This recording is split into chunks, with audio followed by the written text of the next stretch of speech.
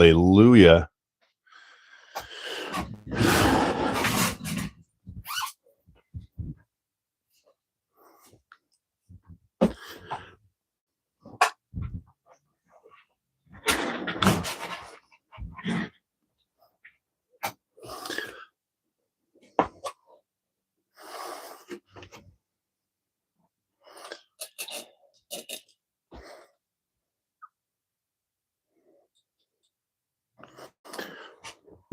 I think we made it finally. One person's here.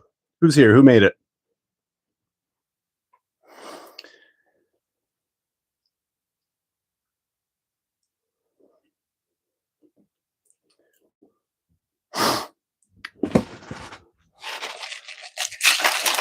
Bell 178. All right. Welcome back. Yes, welcome back, everybody.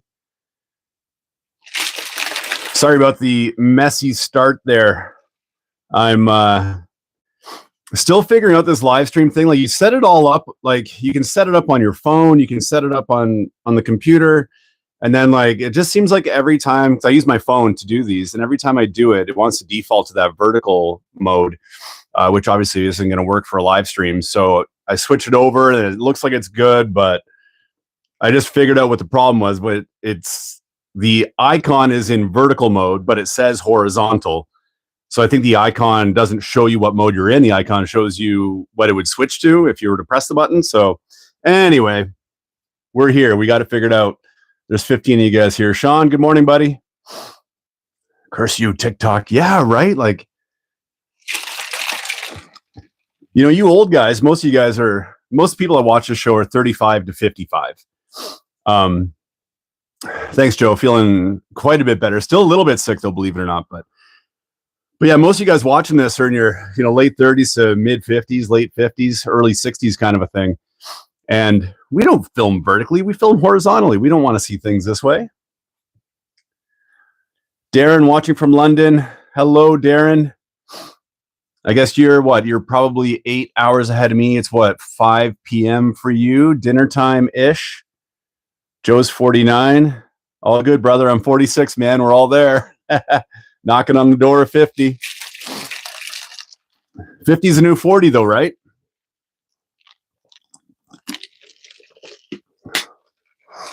Hair grows from your nose. Shannon, good morning, buddy. 50. Oliver is 44. Grab your glasses in here, Yates boys. The Netherlands, 5 p.m. in the UK. Beautiful. 39. Georgia boys, 36. Just a little pop. Just a little pop down in Georgia. 49. Yeah, YouTube's really good for giving you a lot of analytics. Tons of analytics. Ben Steadley, Fast Attack, nice. 48. Yeah, check it out. We got the FAV, upside down FAV. My sweet dance moves, yeah.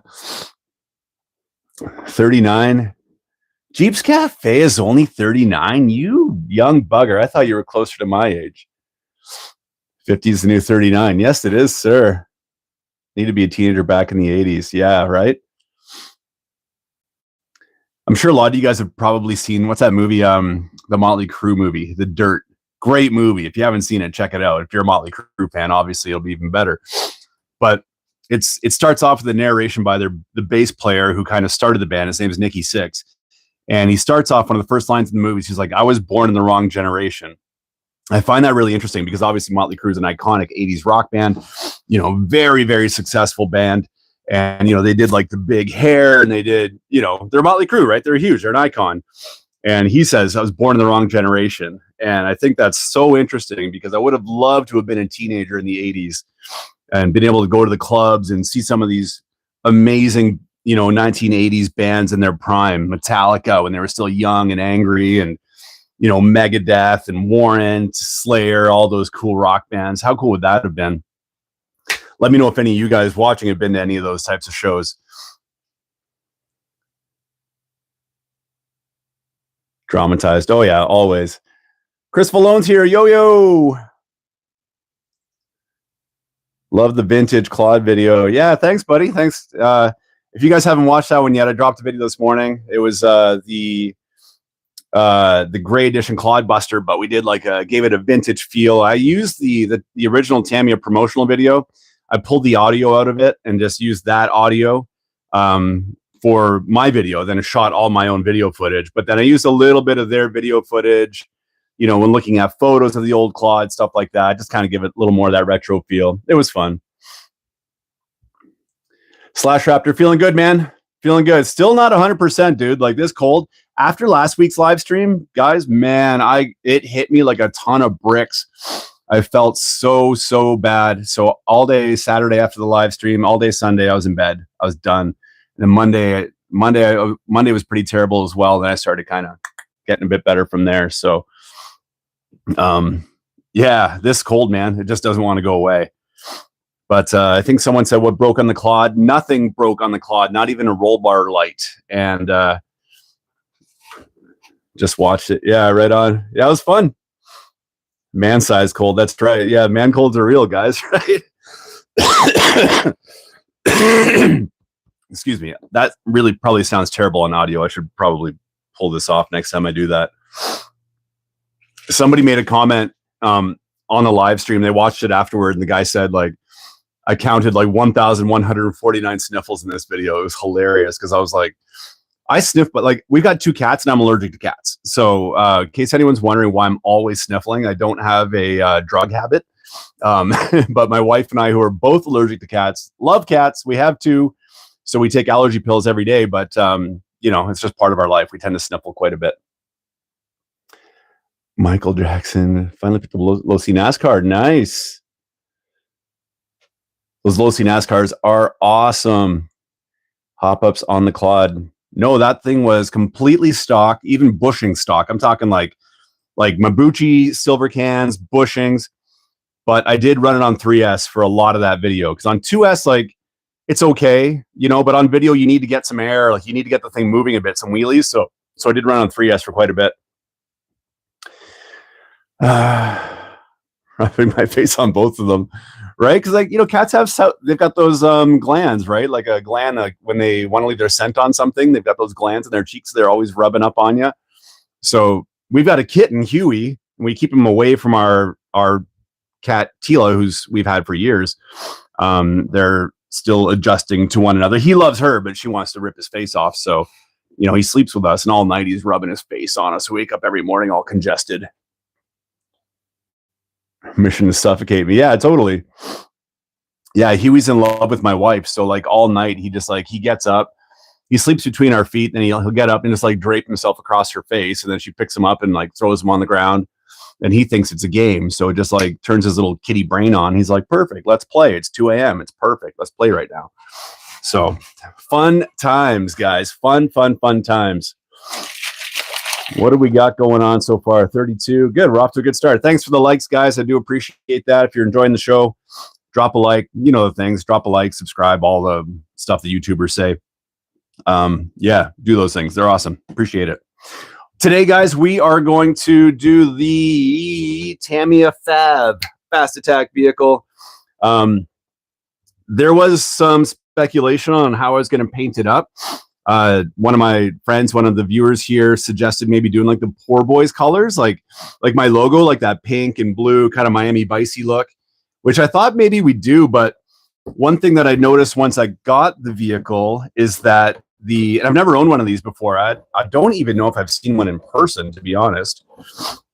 But, one of the things I noticed obviously right away is that all the parts are that sort of, you know, drab navy or army kind of tan color. So I'm not going to paint everything, you know, so as soon as it gets a scratch on, it's going to look really terrible. So yeah, if it was white or something, I probably would have gone ahead and done something really wacky like that. Would have been fun. But to paint over all this, and as soon as it gets scratched, it's not going to look right. So we're going to go pretty much box art, I think. Wild one with a different body. Yeah, exactly. But there are some funny things I noticed about this. What was I noticing here? We'll get it unboxed here first, guys. Apparently painting this driver figure can take like forever. Placing bets on curses when building the diff. How bad's the diff? Oh, this one's got a gear diff. These aren't too bad. These guys are easy peasy. Video glitch on my end.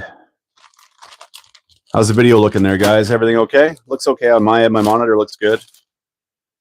Maybe it's just Shannon. Could be Shannon. Is it me? Is it me or is it you? Is that George Costanza? It's not you, it's me. Pretty good there. Fine over there. There you go, Shannon. It's that Wisconsin internet. It's all dodgy. Dodgy in Wisconsin. Look at all these lovely parts. Frozen on my TV, fine on my phone. Weird. YouTube maybe doesn't like me. I had to restart it a couple times. Some of you guys may have been on right away. But yeah, I'm still kind of adjusting to this live streaming thing. Like when you set it all up on your computer, it's so straightforward. But on the phone, it wants to default to that vertical mode. And that's what screws me up every single time. And I just figured out why, because it says vertical, or the icon shows vertical, which I don't want. I want horizontal. So I click it to horizontal.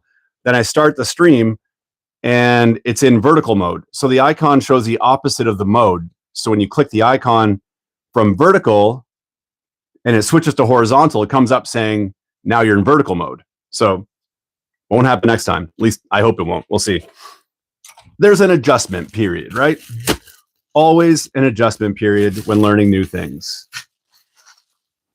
Ideally, what I'd love to have is have like a whole separate computer setup up here where I can like, you know, have the chat kind of on a different monitor as well. And I can kind of interact a little bit more with you guys, but, and moderate, because honestly, like right now, I'm just hoping like, you know, turn off auto rotate. Yeah, it's a good idea. I should try that too.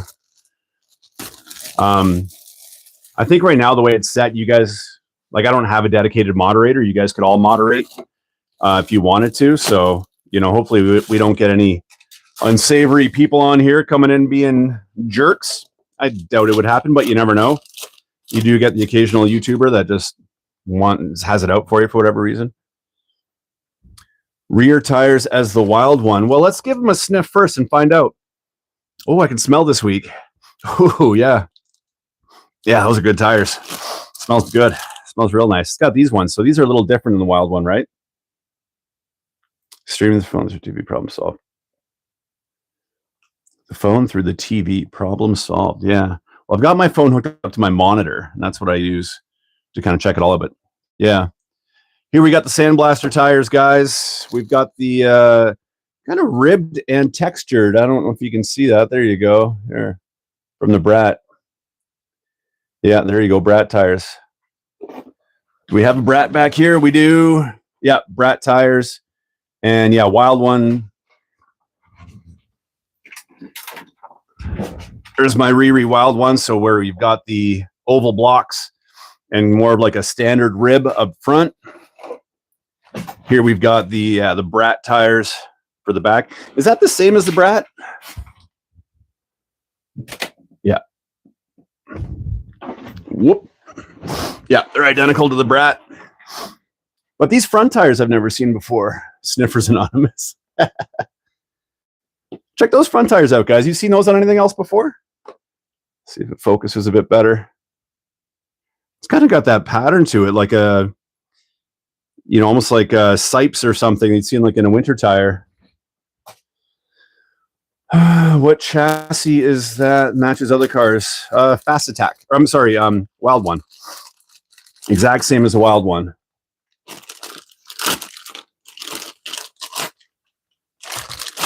On a BTA, yeah, maybe.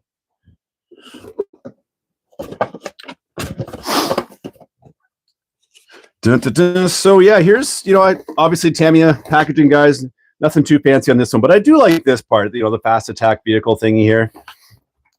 I'll get that out of the way. I do like how that looks. And the one cool thing about this, I thought I was going to have to paint the camo on, but the body does come with these neat decals. And they've even got kind of like a faded, sort of a like not zoomed in look to them, which I think looks kind of cool. So that is right on. I've already opened up my box, with all of the parts, and they are sitting right here, like not parts, but hardware, all my screws and stuff, all sorted out, as you guys can see. Richard's here. What's up, buddy? Front tires from Buggy Champ. These are from the Buggy Champ? Are they really? I've never owned one. But yeah, I've never seen that kind of that pattern on the tire before. They're always just like a standard rib. Rough Rider Buggy Champ. Okay. Very nice. I like this. The Fast Attack vehicle. I am excited. This one I'm going to keep in the collection, guys. We're not going to raffle it off or anything. I've wanted one of these for a long time. Let's have a look at these here decals. Yeah, they've got this cool kind of, see how they're blurred? Almost like, you know, if you were to take a photo of them, it's like you weren't focused. And the camera picks it up pretty well. It's pretty cool. Adam's Playground. Yeah, he's always a build or two ahead of me because he's in the States. He gets everything faster than I do. Rarely do I get a kit before other people get it. Being up in the Great White North. And then, of course, our Federal Postal Service goes on strike right before Christmas.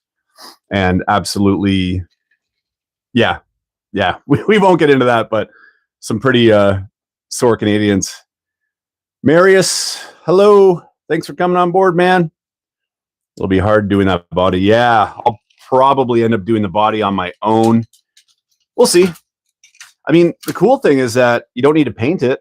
It's already molded in the plastic color that you want. And it doesn't have a lot of those weird mold marks. Like the Great Edition Clodbuster, I don't know if it's a plastic they use or part of the molding process or what it was, but it's like, it's got these like swirls in the plastic. It doesn't look very good. I airbrushed the body. Oh, nice. 5th scale. Yes, sir. I do have some 5th scale dreams. I've been waiting a long time because the Losi Baja Ray 2.0, that is the 5th scale that I want. I want that sucker on 8S. And it's coming toward the end of its lifespan. And I've been hesitant to pull the trigger on it because I know I've just got this luck. You know, I'm going to spend like $1,500 on it, and then it's going to show up. And the day it shows up, Losi's going to say, guess what? The Baja Ray 3.0 or some other awesome new truck's going to come out and be like, damn it. So I'm just waiting until that moment comes up.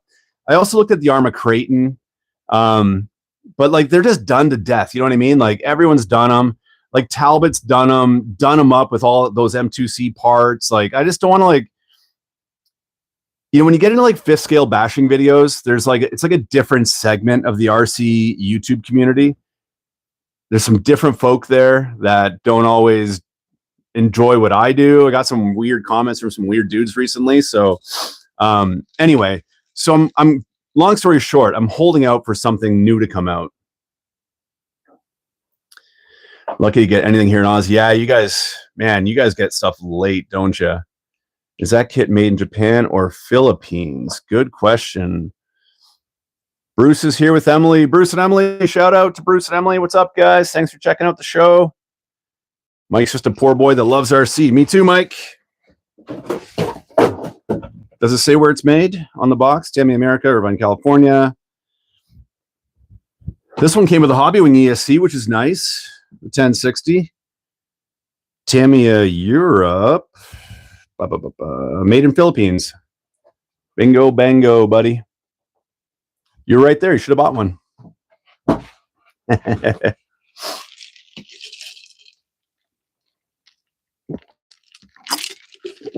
Status of my RC10T. Matt, Team Curbs Happen. What's going on, brother? Thanks for coming out. RC10T is here. It is still untouched. I haven't driven it or anything. I started masking the body, and like when I bought it, like when I got this thing in like 6 months ago or something, I started masking the body, and I was just like, you know, like you got to be in the right mental space to want to mask a body sometimes. And I wasn't in that space. So I just kind of put it away, and I was like, I'll get to it another day. And then the speedrun challenge happened, this and that. And then I met Greg from Guru's World, who is the most talented RC body painter I have ever met virtually.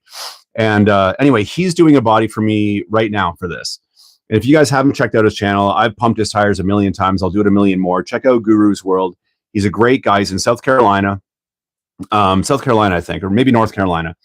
Anyway, Eastern US, and a very, very talented painter. And he airbrushes a lot of bodies. He actually did a free giveaway body for the speedrun challenge. Pete Wiley won that one, so went out to the UK.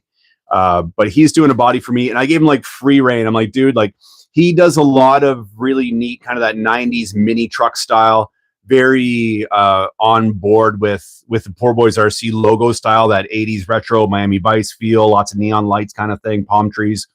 So I just said, dude, go nuts on it.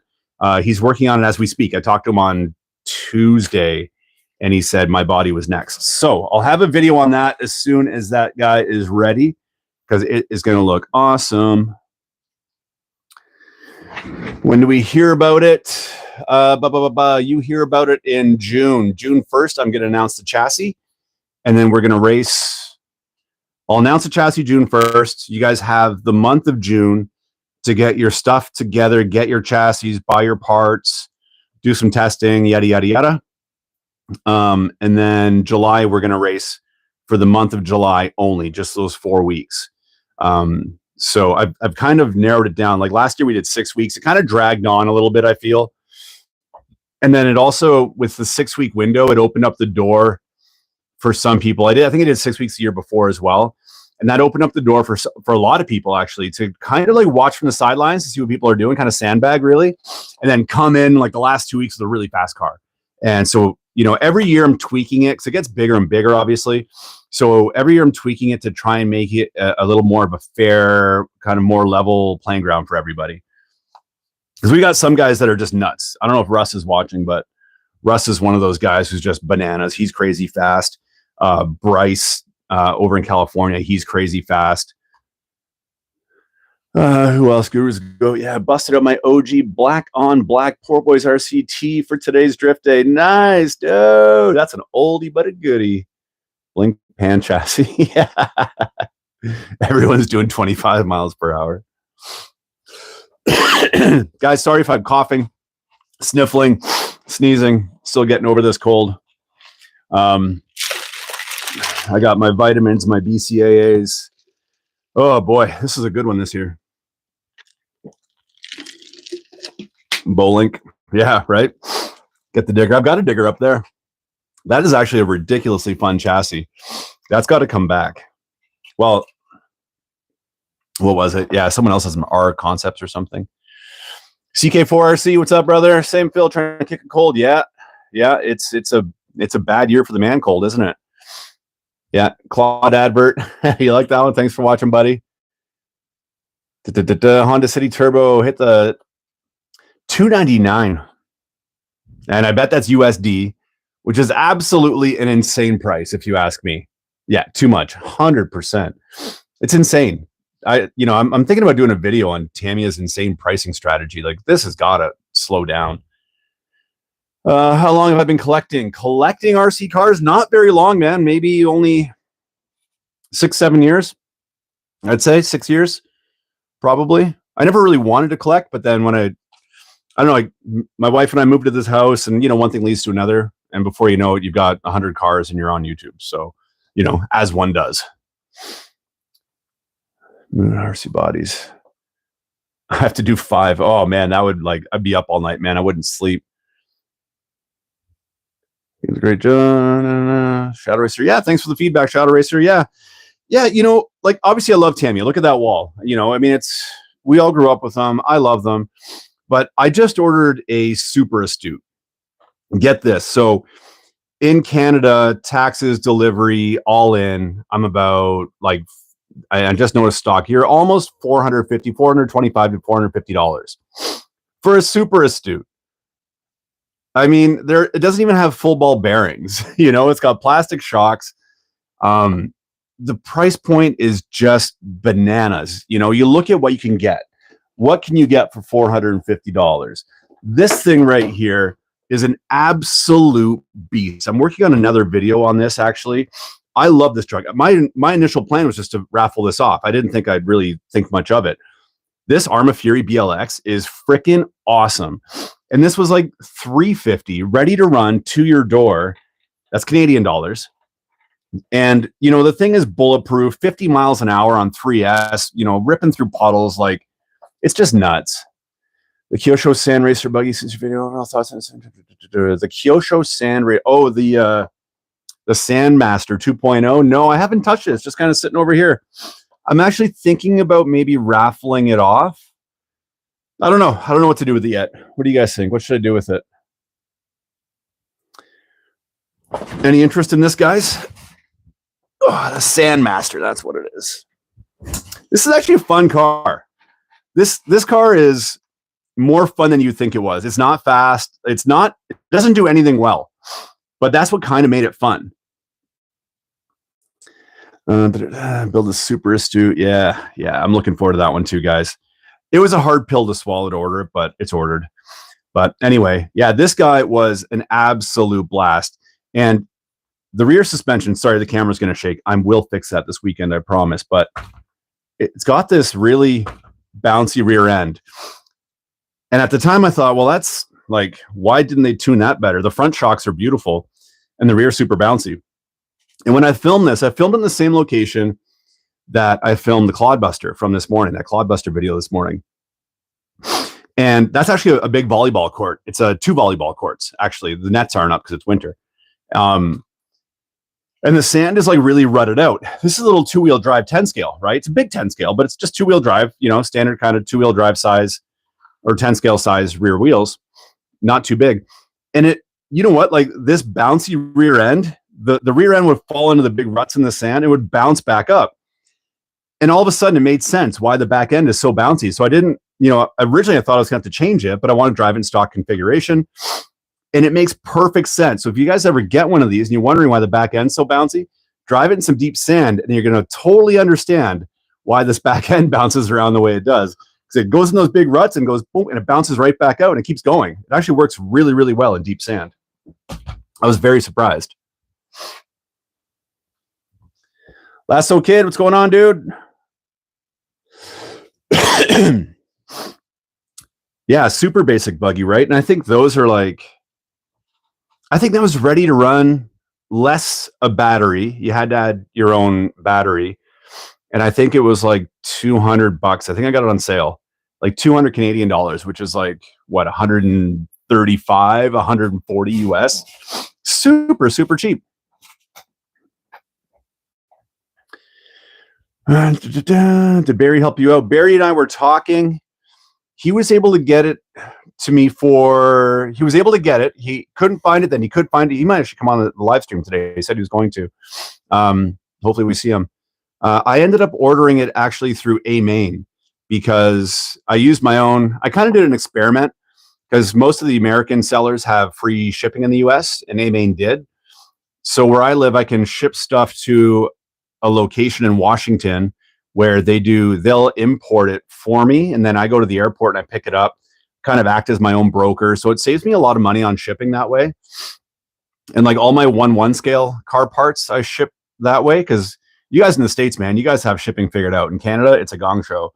So yeah, I have all the stuff shipped there. Then I go up and pick it out, act as my own broker. It saves me a ton of money. And then by ordering through A-Main, I use my own affiliate link. So I get a little kickback that way.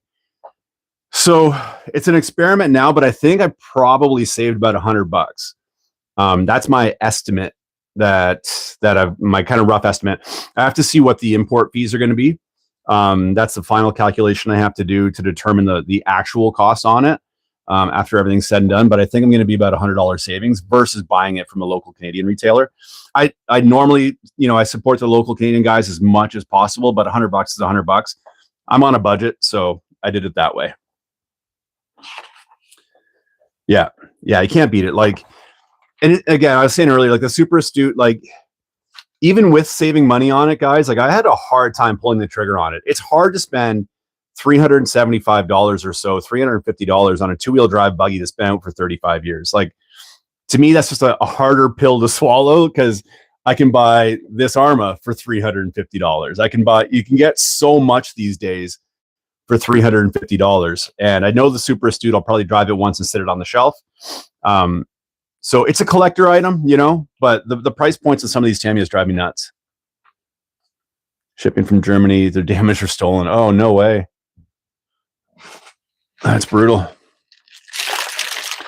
So we're moving slow in the build today, guys, but that's all right. One thing I noticed about these live streams, and you guys tell me if you agree or disagree, but I love the interaction. After last week's live stream, I got a lot of really good feedback from you guys. A lot of you guys messaged me, DM me, texted me, all that kind of jazz, and just said, "Hey, we really enjoyed doing this." So I like this style. I like kind of just interacting with you guys. So I'll get building here, but I think moving forward, this will be kind of the pace we go at. We kind of shoot the breeze, have some laughs, interact with one another, build a car, get done what we get done, and that'll be that. And don't forget to hit that like button. That's right. Trailing is pain. Yeah. Okay, what do you say we start building, guys? It's been 30 minutes. Chatting is nice. Yeah, it is nice, isn't it? Yeah. Yeah, a bit of interaction, right? It's good. Talk RC, see what you guys are doing. Yeah, I like doing these. These are fun. I don't want to commit to doing it every Saturday morning, but I think Saturday mornings work really well for me. Like Sundays are like my one day off a week. Like I don't, I try not to look at my social media. I try and just like disconnect on Sundays just to like give this thing a rest. You know what I'm saying? Because like I start every morning around 6:30, and I'm usually not done till about 6:30, 7 o'clock at night. So I'm like at a computer on my phone doing both, 11, 12, 13 hours a day. So like Sunday's the one day to just like disconnect from everything. But anyway, doing this maybe every other Saturday or something like that might be something that would work. What do you guys think? Because I think if I did it every week, it would probably start to get a little bit stale. But what do you guys think? Let me know. Sand Rover. No, I don't have a Sand Rover yet. I want to get one, but don't have one yet. Patio furniture. Yeah, twice a month's a good idea. I like twice a month. Yeah, every 2 weeks, you know what I mean? That way it doesn't become stale. And I can keep up buying kits that way too. Well, we don't always have to build a kit. We can just hang out. But a Kyosho Beetle 2014 in stock. A Kyosho Beetle 2014. What's the Beetle 2014? I'm not too sure what that one is even. I don't know if you can send photos through that chat or not. Nice, nice, nice. Love to see a live build. Yeah, buddy. Yeah, that's what we're doing today. Maybe I'll start building it. I'll stop yakking for a second. First step, guys, we are going to attach some side guards. Here we are.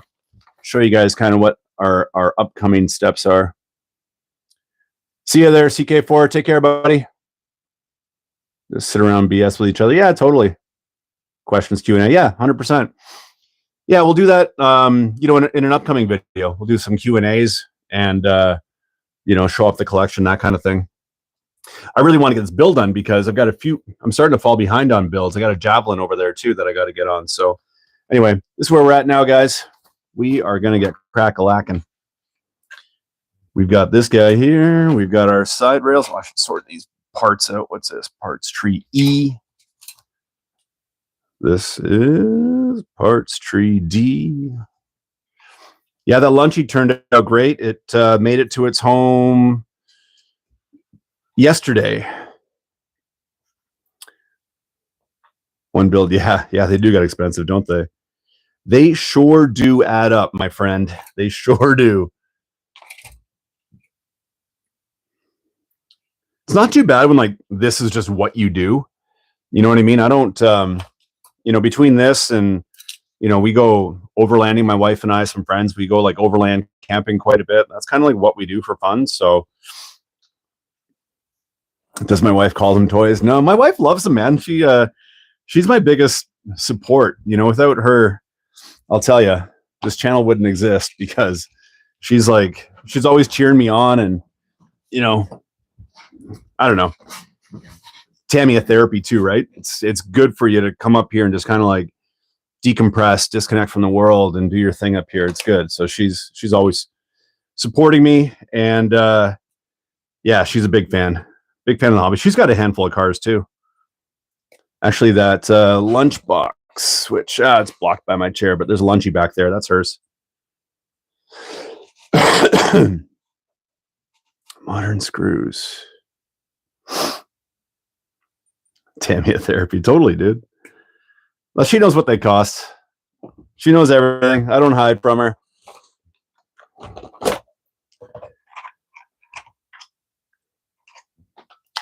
It's the best way to do it, in my opinion. All right, what am I doing here? I need some of these. I need some of you. I need some A12. These guys. What are you guys working on this weekend? It's Saturday. I don't know where you guys, I mean, you guys are obviously all over the world. I'm on Vancouver Island. I've got like, it's going to be like 6 degrees Celsius today, sunny. Like, we've got a beautiful day. Obviously, I'm working on a fast attack. What about you guys? Tony, what's up, buddy? Tamiya Therapy. Glenn, Tamiya Legends. He hung up his camera. Now back in bed. Assemble me to sleep. Moving laundry, 3D printing upgrades that you know about. Yes, I do, Adrian. Thank you, sir. I'll get you those measurements in a little bit after this. Actually, maybe you want me to show you right now? I can show you right now. It might be easier. I won't take the measurements, but beetle with scorpion body. Pumpkin.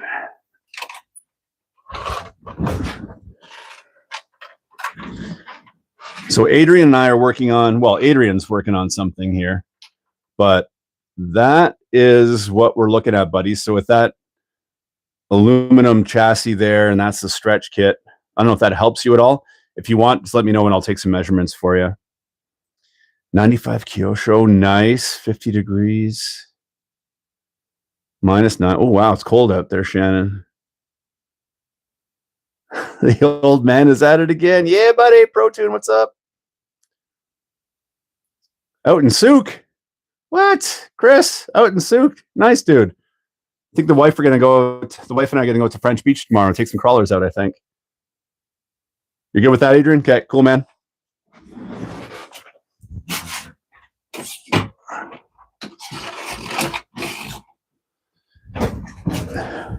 If not, just let me know. I'll get you some more details later. Run at the park. Nice. Grasshopper with the daughter. Beauty. Replacing a bulkhead. A bulkhead on what? What'd you break?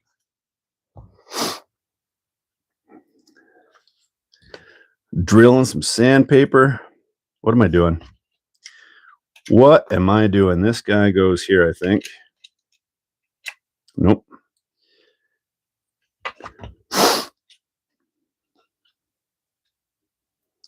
Eight pieces just in case. Nice. Better safe than sorry.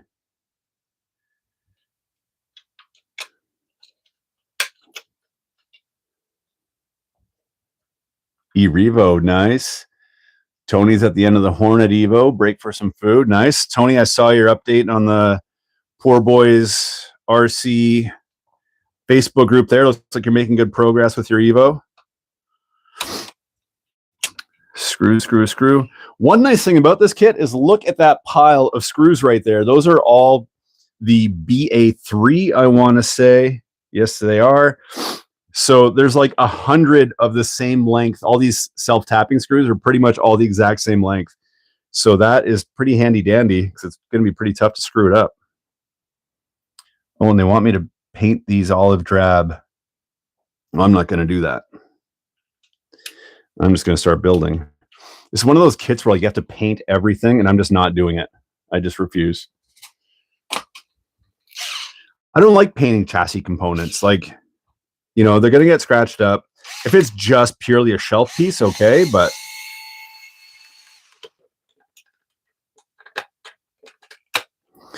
I guess being a military vehicle would look kind of cool if it gets scratched up, but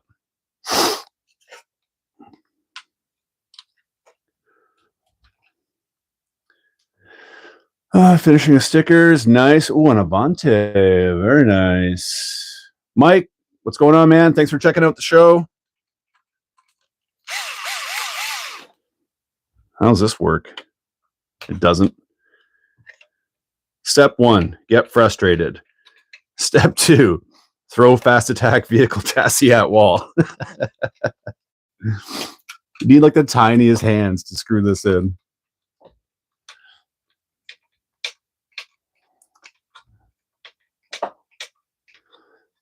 Oh no, RC withdrawals. Yeah, those are real.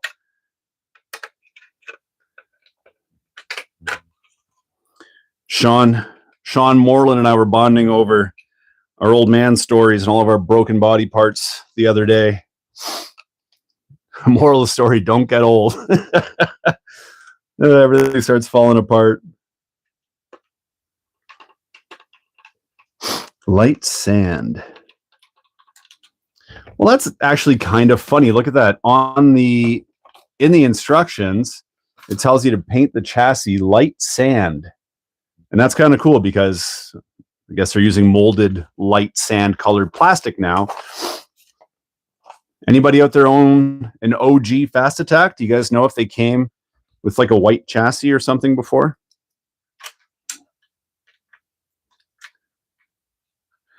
How bad is a fully submerged lipo? But I've submerged my lipos a million times. Touch wood. I never had issues. Some never get the chance. 100%, dude. 100%. 100%. Amen to that. I'm 46 years young, and I think about it. I think about this all the time, not to get all sad or emotional or sappy with you guys, but my mom passed away from cancer in 1998, and she was 46. She was diagnosed with cancer at 44, breast cancer at 44. She beat breast cancer. And then a year later, it was like, you have everything cancer. And she didn't last very long. So I was 20 years old when she passed away. I was a young dude. And, 46, when you're 20, 46-year-olds are old. Now as a 46-year-old, I'm like, I'm not old, man. I got a lot of life left in me. But that number's been in the back of my head forever, right? 46, that could be my expiration date. So I've lived life differently than a lot of, my friends that I grew up with, and really tried to make the most of every moment. That's one of the many reasons I moved. Like, I grew up in Southern Ontario, and I moved to the nicest part of Canada, Vancouver Island, because I thought, hey man, I got one shot at this. I better live life while I can, right? And thank God I'm healthy. But yeah, you never know when your time's up, so you got to live while you can, boys. That's that. Young Grasshopper turned 40. Happy birthday, man. Yeah. Last year, Pro Tune 56, 25. Yeah, man. Sorry for your loss, buddy. It's, death is a part of life. It stings like a bugger when it happens to you. As you guys know, I just lost a good friend a month ago. I did a video, my Hornet Evo, and I think I was like, I couldn't film it. I kept crying, so I had to like edit out me crying half the time. So it was just so tragic, a young guy. And anyway, you got to live while you can, because you never know when the big guy says, hey, it's your time to vamonos.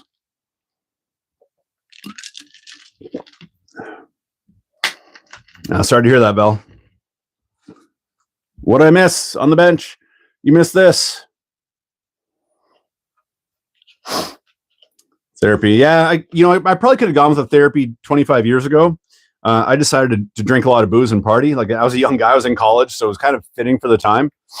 Today it's a different story. Today, I've come to peace with everything. But back then it was tough, right? So you're kids you're still a kid at that age. So let's get back to this build, guys. Let's get back to some Tamiya fun, shall we? I've still got a leftover grease container from last week's Clodbuster build, believe it or not. I'm going to use some of that. Adrian, sorry to hear that, dude. Cancer is a biatch. Not a fan. I need some of you guys. E6. We need some E6s. That's E. That looks like a 6 and a 5. Right on. I think every time I do a build, whether it's live or not, I use, I mentioned these last week, these Tamiya cutting scissors. No, not really cutting scissors, like side cutter. Cutting your parts out, guys. If you're using like normal side cutters, these are like like 25% better. You can get such a fine little cut, and all those little nibs, you can just get in there and just give it a little boop and get it perfectly smooth. They work really well.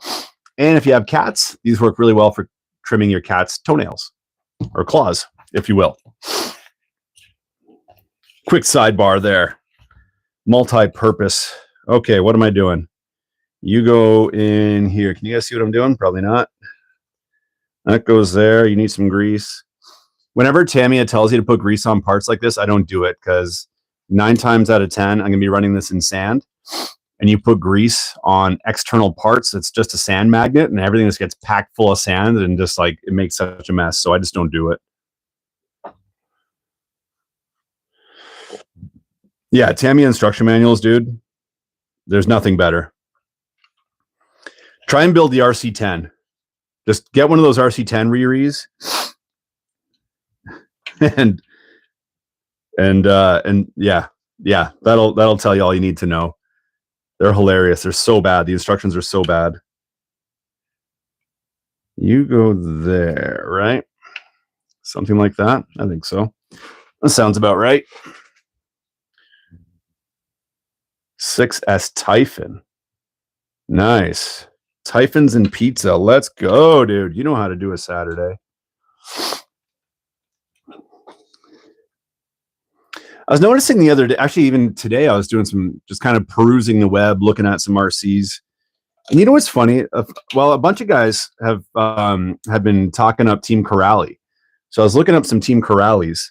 And what I've noticed is that a lot of, like, in this modern age of RC, 4S, they're selling 4S buggies and then 6S, like a 4S in 10 scale and then 6S in 8 scale, which even like 10 years ago, maybe even like 5-6 years ago, I think it was the other way around. It was more like 4S was in an 8 scale. You didn't have a 6S 8 scale. It would have been like overpowered. But now that was kind of the way they were doing it. I've noticed that a lot lately. You see 10 scale running 4S.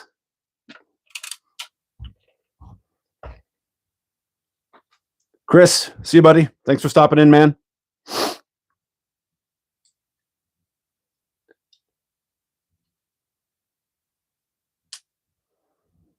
The 4S Mojave. Very nice car. You go there. No, that can't be right. Oh, yeah, that is right. No, flat side.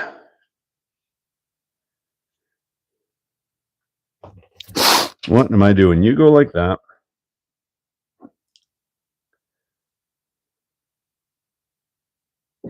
Well, that just doesn't work, guys. Did I do something wrong here? I usually do.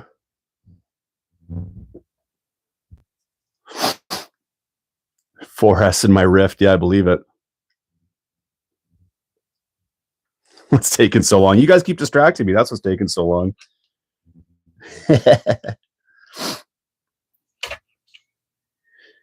And then this guy should go this way, but that, oh yeah, that totally makes sense. There we go. All right, I got it. Don't you guys worry about me. That goes there. That guy goes there. Bingo, bango. We're almost done.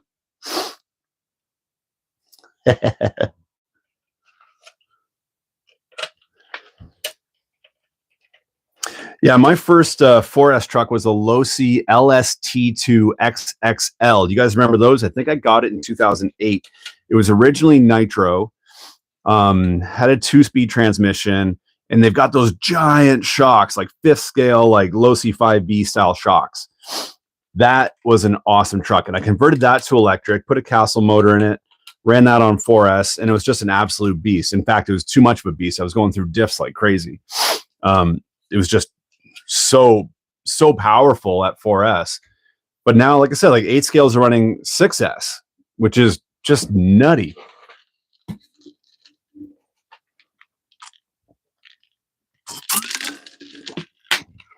The Sentin, yeah. I almost bought that Sentin, but I ended up with Fury, as you can see. Because Sentin's 4-wheel drive, right? I think it's basically the same thing, but 4-wheel drive. Correct me if I'm wrong. Low CLSC broke every time. Yeah. Yeah, I noticed I upgraded the tires on my LST too. I went from the stock ones, which were pretty gentle on diffs, as like a bit of a more like a firmer rubber compound. And then I went to Proline trenchers, and they were like bigger, wider, just beefier with a really soft compound. And I think it just has so much grip. Those tires have so much grip. I was just chewing through diffs like crazy.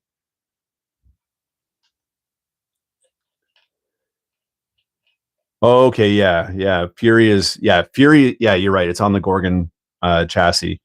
Yeah, and I think the Sentin is more like an authentic kind of race spec.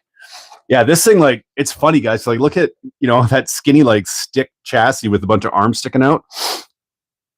Honestly, I had such low expectations. I didn't think it would really do much. I thought it would kind of be underwhelming, to be honest.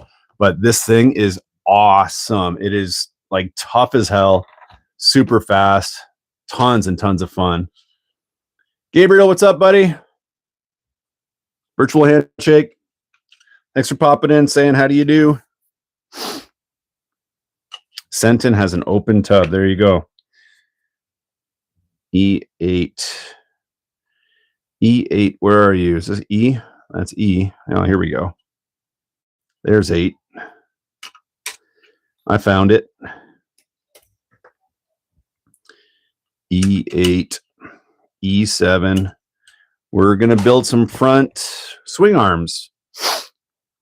I love this, like, gigantic metal. It's like, I don't know, like it's got some kind of a finish on it, but it's like, it just feels like that weird pot metal, but it's like extremely dense. It's very, very heavy. This is kind of your front axle, kind of like a front rigid axle that these little swing arm Deweys are going to rotate on. All right, so we're going to take one of these. I'm going to take some uprights. We're going to put those in there. We got some big metal pins we're going to put in there. They want us to grease them, but we're not, because we're going to run this in sand. And then a couple of these doodads. You guys know these. Anyone who's ever owned a CW01 knows what these are all about. Number 7. You go like this. That facing down. Okay. I got it. I got you.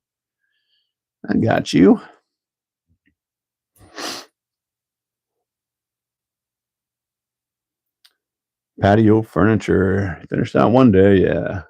Mark Bryan. Is Mark Bryan here? I didn't see him.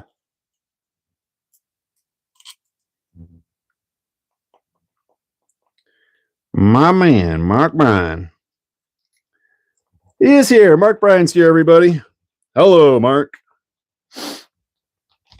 The David Attenborough of RC.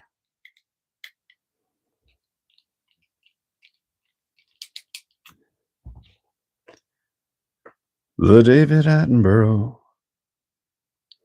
You go like that. You go like that. Hi there, guys and gals. Mark, do you have a fast attack? You probably do. I figured I'd ask anyway. Make some conversation.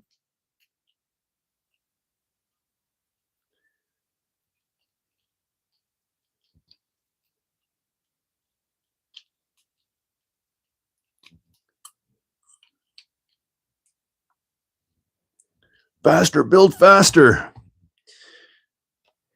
You know what happens when I build faster? I just build it wrong, and then the stream ends, and then I gotta undo everything I did and then redo it, kind of like the Clodbuster last week. We're building so fast right now, guys. Setting some land speed records, yo.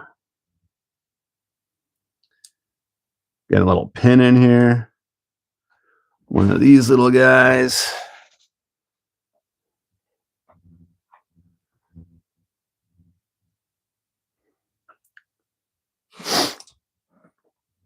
This chassis just come out again. Yeah, they just released it again.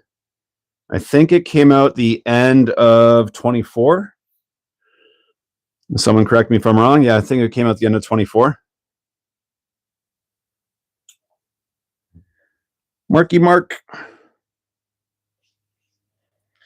You go there. You go there. Guys, we're killing it on this build.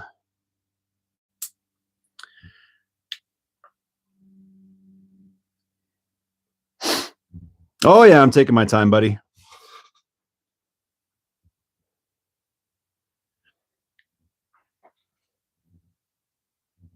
If you guys want to watch good build videos, watch Mark Bryan. Mark Bryan does an amazing job with his build videos. And he's got that David Attenborough kind of voice. It's very calming, very soothing. You really want to listen to him. Whereas with me, I'm just sniffling all the time and just rushing through it, rushing through things. My wife calls him the David Attenborough of RC. I was like, you got to watch one of these videos, babe. Listen to this. And I put the headphones on her. She's like, who is this? It sounds like David Attenborough. Mad B, what's going on, brother? Mark Attenborough RC, yes.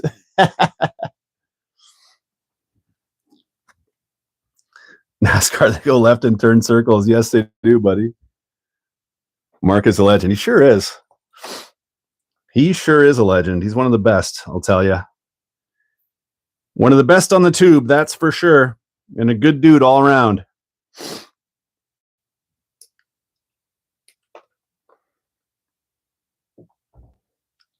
Guilty about global warming. Oh, we're making them blush. Silver Spacer. We've got a Silver Spacer here, guys. We got Mark Bryan blushing. It's a good day. It's a good day. If you can make Mark blush, you know you're doing something right. I got my screws. I got my nuts.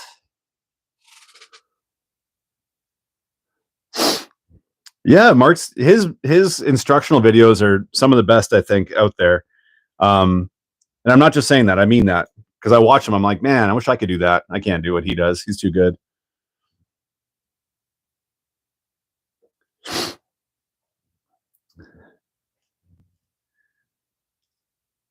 Yeah, the price of a TT02. Inexpensive to buy, but then to make it work, it starts getting expensive. Just like any Tamiya. Seems to be the way.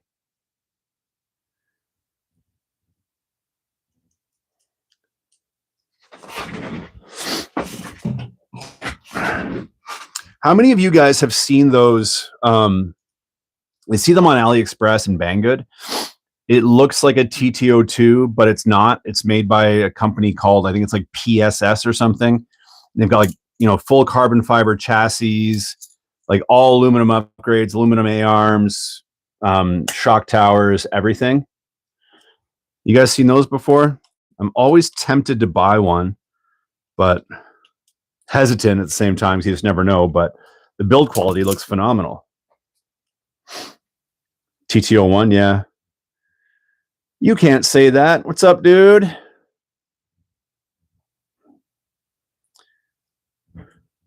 You can't say that on television.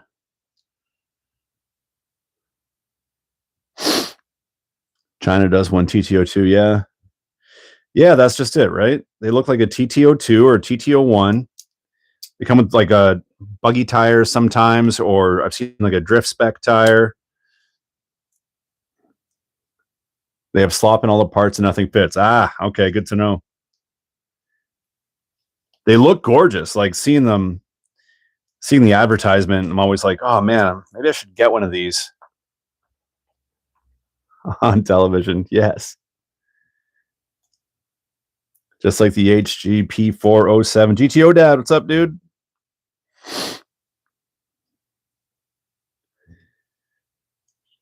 I like the HGP407. I own one. I'll admit it.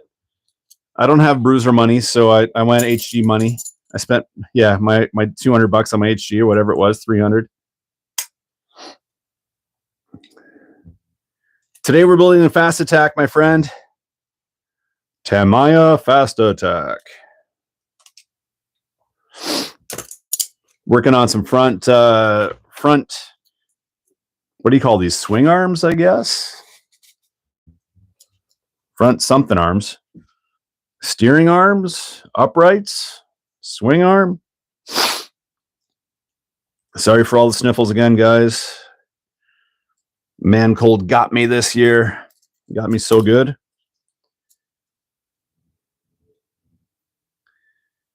Oh yeah, let's get the body reamer out. Lower control arm, there we go. I don't know if you guys ever do this or not, but whenever you're trying to get these tiny little ball end screws into these uprights, I find they don't want to thread in at first. I use my body reamer and just ream out the top of the hole for like just a tiny little bit. And then that sucker just wants to fall right in place after. It's magical, boys. It's magic.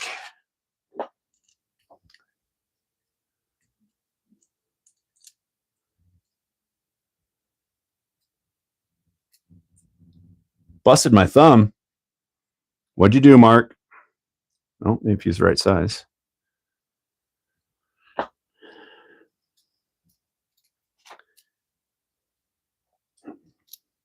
We're using one of those thumbstick radios. You push too hard and broke a digit or what?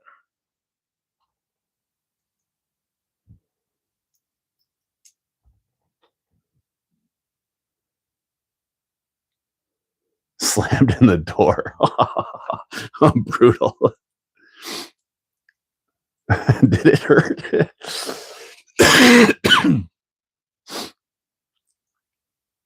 Fast attacks, my first hobby grade. Do you still have yours, Paul? Or do you still have one? Fast attack.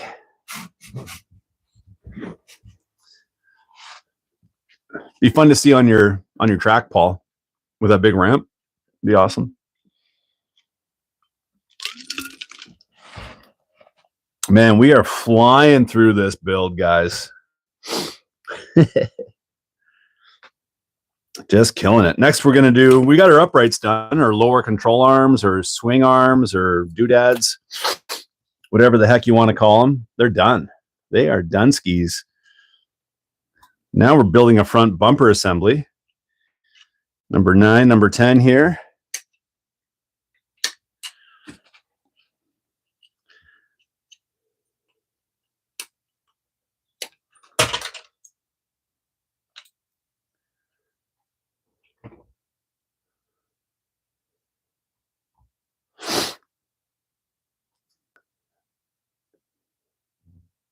Fresh rubber essential oils. The stuff you guys say makes me laugh. What do I need? I need some washers. What's that? A15. That's not a washer. It's a plastic washer. Raise your hand if you think that when you're building a kit, whatever the kit might be, and there's a part that you need, and it's a plastic part, but it's a washer or something, and so you're looking at like your mechanical parts, like your screws, your nuts and bolts and stuff like that, your metal parts, and you're like, it doesn't come with it, and you lose your mind, and 10 minutes later, you're like, oh, it's a plastic part on a tree that I have to cut off. That ever happened to you? Happens to me all the time. Almost happened just now.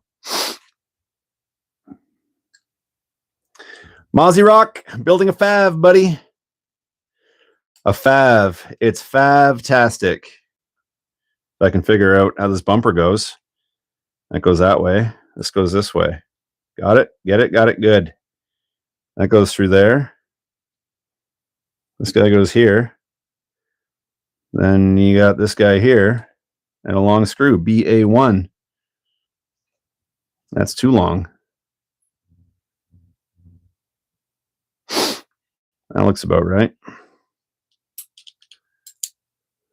BA1. You go through there. And then there. And there. If anyone's talking to me, sorry if I missed you there. I'm hyper focused. And this guy goes in here. Something like that. A little fast attack front bumper sandwich. Try not to cross thread it. It really feels like it wants to cross thread.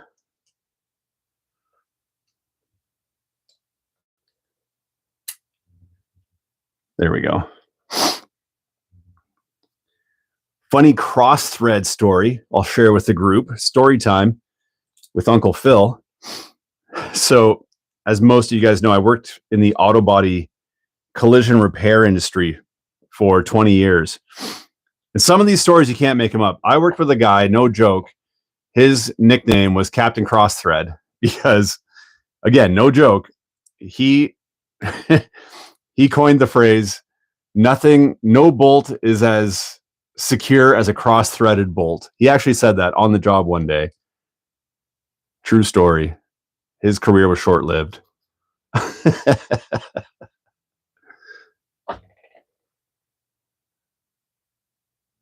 Should know the screw sizes by heart, right? That's what I love about some of these kits. Like this kit, like again, like look at this giant pile. Like every like threaded plastic screw is the same size. It's the rest are all like machine screws with only a couple different lengths. So it's really tough to screw them up on this one. That has twice as many threads. A cross threader. You guys are funny. Funny lads. We got a funny group of lads today. We do. That goes there. Screw you on there. Something like that. BA3. That's my guy. BA Baracus.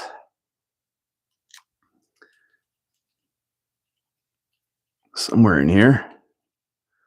There it is. Cross threads are better than no threads. Some Reeve D's on the drifting rig.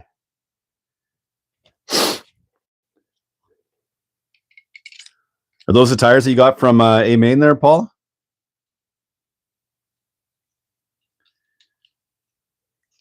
Come on, you. Don't be like that. We'll loosen everything up here, make it all kind of work.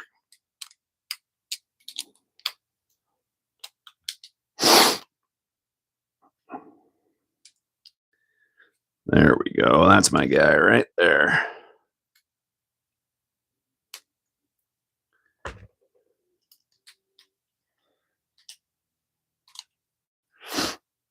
Cross threads are nature's Loctite. Yes.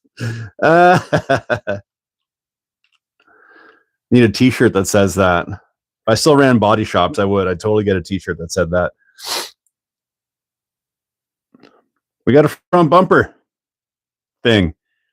Little fiberglass reinforced plastic, little FRP. We got one of these. And we're going to attach that to the chassis in a hot second here, guys. We are making some progress, I'll tell you. I'll tell you right now.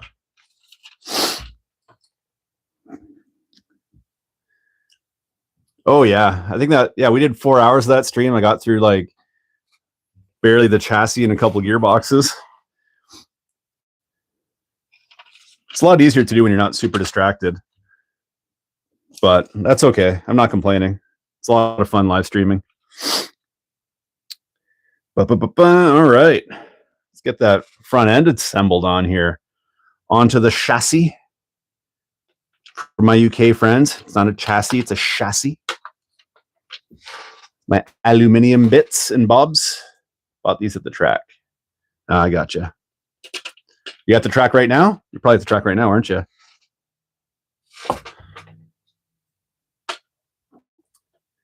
A-Main hasn't come in yet. This one's mine, buddy. I've wanted a fast attack in the collection forever, but as you know, you can't have them all at once. You got to space them out. So yeah, when they re-released this, I was very excited and I got one right away. Unfortunately, Canada Post decided to go on strike around the same time. And this one sat at a Canada Post warehouse forever.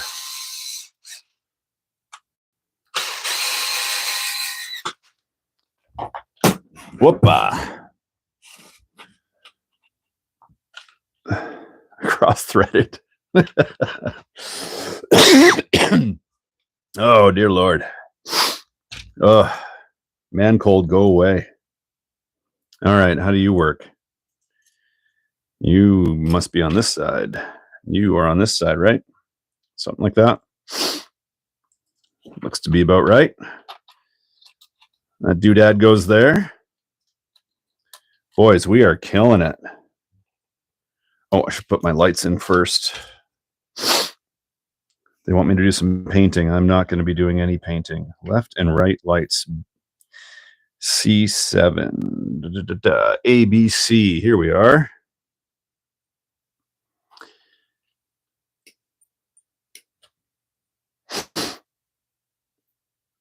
Where parcels go to die. What is it? It's like all the undeliverable parcels, or what happens out there?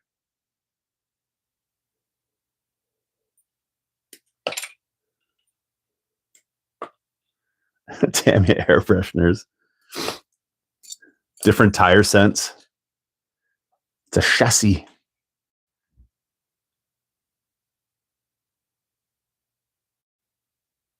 Yeah, I'll get stuck for no reason. Oh, interesting. Isn't that the worst? What am I doing?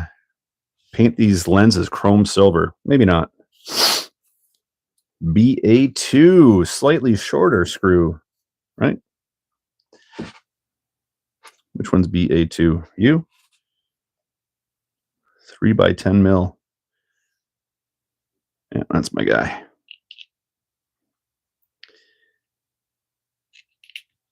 Yeah, I was pretty chapped about this one because, you know, it's one thing that Canada Post went on strike. Whatever, that happens. But they chose to do it right before Christmas, the busiest time of the year. Okay, that's pretty selective timing. And then on top of that, with this kit in particular, it sat at whatever warehouse they had. You can imagine all the mail that built up and piled up. And then they, instead of even making an attempt to deliver it to the house, which obviously you pay for, they just sent me like one of those little letters, you know, that little Post-it thing, stuck that on my wall saying, come pick it up at the local post office, which I did. It's just right across the street. So it's not a big inconvenience. I'm not even complaining about that. But, you know, you pay for the shipping. They don't even ship it. Goes to the post office, you go to pick it up. And then they charge me like a $35 kind of like import fee or something like that, which Canada Post never charges. So it's like they're trying to recoup money at your expense because they went on, you know, yeah, I was all sorts of sour after that. I had some creative words with some management at Canada Post, believe me.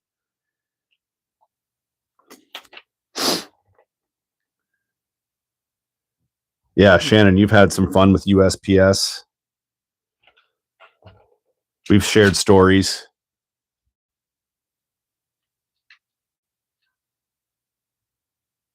Yeah, hemorrhaging cash. Oh, big time. I believe it. But you know what? Like, you know, it's infuriating when, oh, what have I done? I screwed something up. Weird. What am I doing? Oh, I forgot to put a little piece in. Yeah, you know, it's infuriating because, you know, they're a crown corporation and, you know, they can't get their stuff together and we end up paying for it. Not to get political or anything, but we end up paying for it and that stinks. That's not right. I got into it with them recently about shipping lipos because any Canadians here, Mozzie, you're a Canuck. You might know what I'm talking about. If you go to ship anything from Canada Post, there's a little tablet there and you have to kind of answer some questions. The first question says, do you have dangerous goods? And the first item on that dangerous good list is lithium ion or lithium polymer batteries. So of course I say, yes, I do have these items in this container and I'm going to ship those items. And I put the little battery sticker on top. I repackage like Amazon packages that have that battery sticker, you know? So I'm being fully transparent. I'm like, this is what I'm doing. And they're like, well, you can't ship those. I'm like, well, if I go on your website, you go on the Canada Post website, it says very clearly right here that within Canada and USA, yes, I can ship these batteries as long as they're below, I think they have to be below like 6S or something like that. Whatever the criteria was. And I said, yeah, no, you know, here it is on your website. Like I literally showed it to an employee and they're like, oh, well, you can't ship those. I'm like, well, yes, I can. Let me talk to one of your managers. Of course, the manager comes out, doesn't know the difference either. So I call Canada Post, and I get one of the representatives on the phone. I explain it to them. They're like, "Oh yeah, it does say here that you can." I'm like, "Well, I'm literally at the post office. Here, talk to your employees." And I give the phone to the employee, and they're talking about it, and they concluded that no, they weren't going to ship it for me. And so I asked for a phone back from one of their managers. The manager wouldn't call me. It was like 3 or 4 days of them emailing me. I said, "Listen, you promised me a phone call. I want a phone call. I don't want you skirting around with emails." So I finally get her on the phone, and I said, "What am I supposed to do?" And she said, "Yes, legally you can ship lipos within Canada and the US, not overseas. So when you go to Canada Post and that that prompt comes up and it says, 'Are you shipping lipos?' I have to lie and say, 'No, I'm not.'" I'm like, "Well, that's going to hold me liable. So will you send me an email where I have all that in writing from you?" She's like, "Yeah, I will." So now I actually have an email, like with the Canada Post letterhead, not letterhead, but you know what I mean? It's got their logos and everything on it, saying, basically telling me as a consumer to lie to Canada Post when I go to ship my anything with a lipo battery in it. That's kind of it gives you an idea of the state of things with Canada Post today. It's an absolute gong show. Opa. Old man rant over. What did I miss? I saw a bunch of comments, but I was ranting and raving about CP. I'll do it again if I have to.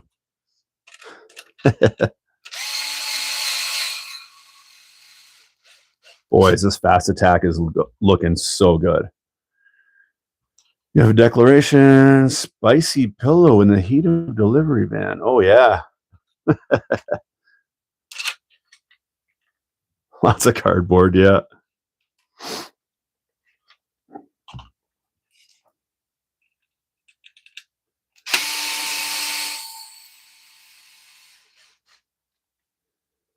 Yeah, it is, Sean. It's nuts.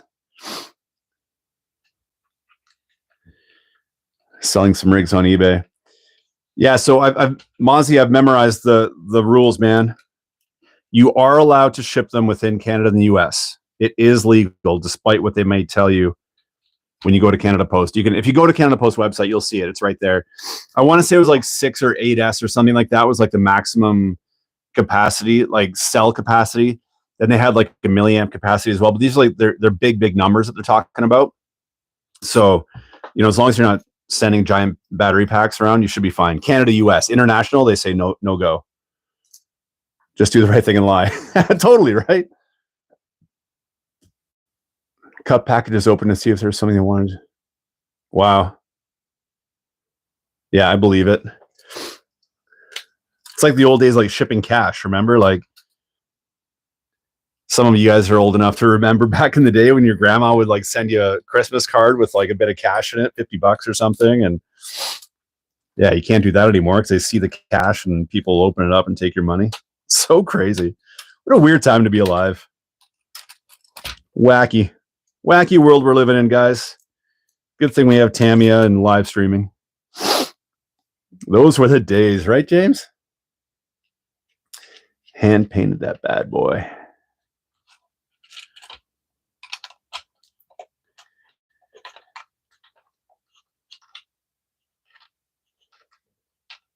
Huh. Battery that wouldn't fit, not to ship it back. Interesting.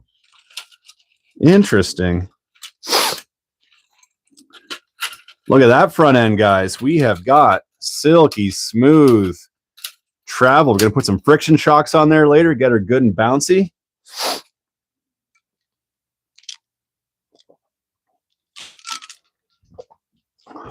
You say I used to ship live animals in Rubbermaids? That is insane.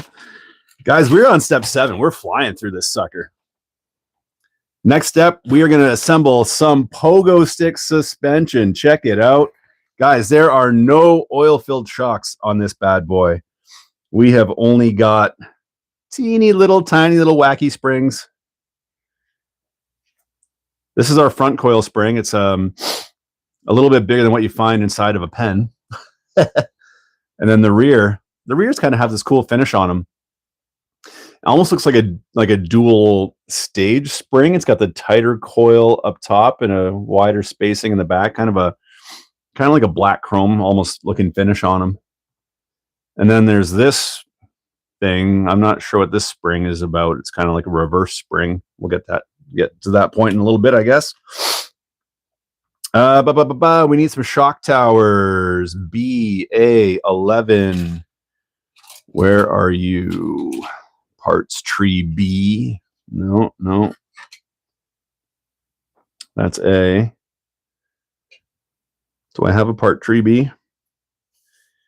Oh, that's a screw. What am I doing? The shock towers are metal. Metal shock towers, which is nice. BA11 is that screw. A couple of these bad boys. BA16, which is rubber tubing. Tamiya and their rubber tubing. Hey, they love their rubber tubing. Times 2. 15 millimeters. Remove item. What's the deal with rubber tubing?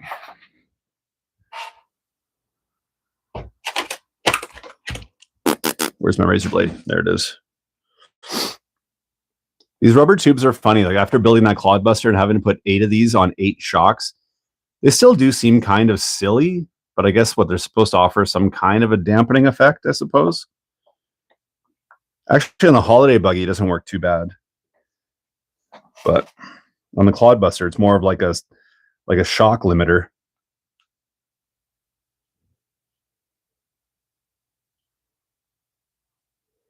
Phil's married. I missed something there, but yes, I am very happily married. If anyone's looking, did I miss a proposal request or something? You go here, you go there, and you go here. Turtle RC Racing, good afternoon. My shrimp have a 20-gallon castle. Nice.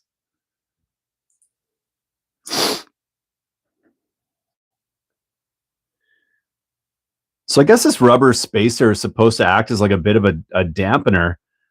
And if that is what I think it is, and it is in fact acting as a dampener, it actually works pretty good. It's a Holiday buggy. They do that kind of a pogo shock style with the rubber on there. And the rubber just kind of slows the pogo effect down. You got to grease your shaft a little bit. Get a good greasy shaft. It works pretty good. Most married men do not have a room like yours. No, they don't.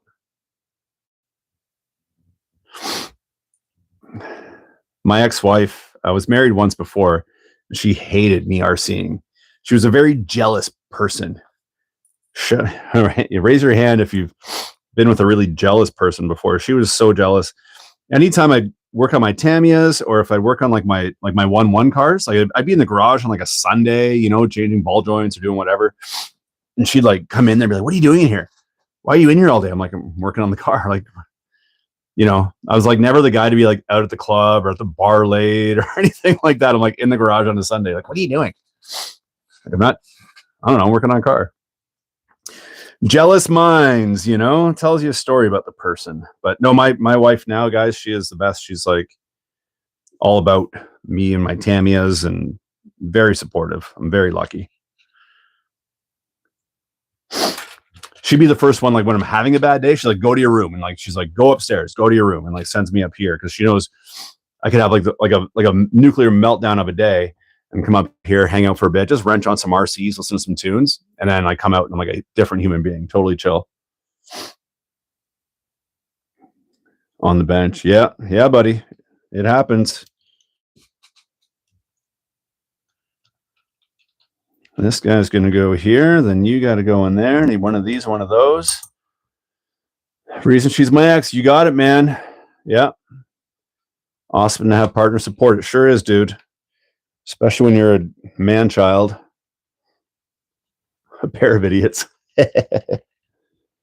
That's good, man. You got to have a good partner. Someone that loves you and supports you and, is into just supports your hobbies. Like, unless you're like smoking crack or, brewing up some crystal meth, going straight up Walter White, like, why not? It's not like you're doing anything bad, you're not hurting anybody.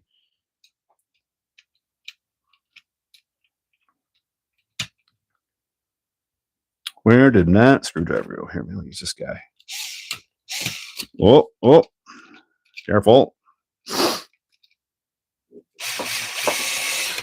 You go there. You go there. If I can find the hole.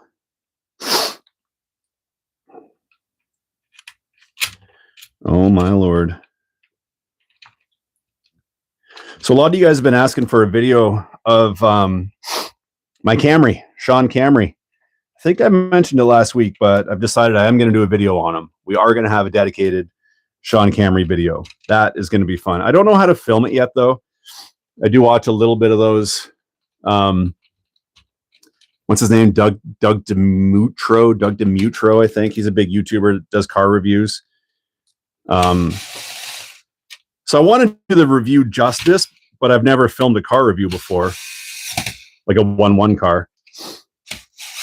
But we'll see. Also want to make it like, just, make it funny. There we go. Look at that suspension, guys. Third time. Attaboy. Full Grand Tour, yeah. Grand Touring in an 85 Toyota Camry. Actually, we do have a really sweet track on the island.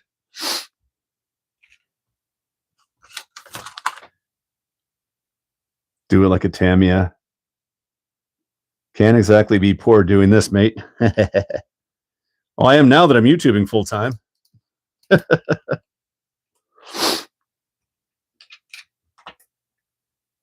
Call up Gravedigger. What motor? I think I'm just gonna go stock, man. I think I'm just gonna go with a stock silver can, unless someone can convince me otherwise. But I thought about it. I opened it up yesterday. I kind of put all my screws away, or sorted out all my screws yesterday, and I think I'll probably just start with a silver can and go from there. Is it a V6? No, it's 4-cylinder. I think it's either 1.8 or a 2-liter. I forget. AE86, beautiful car. They go for big money nowadays. 4-banger sewing machine. You got it. I got it off the original owner. She bought it brand new in 85. Sadly passed away a couple years ago.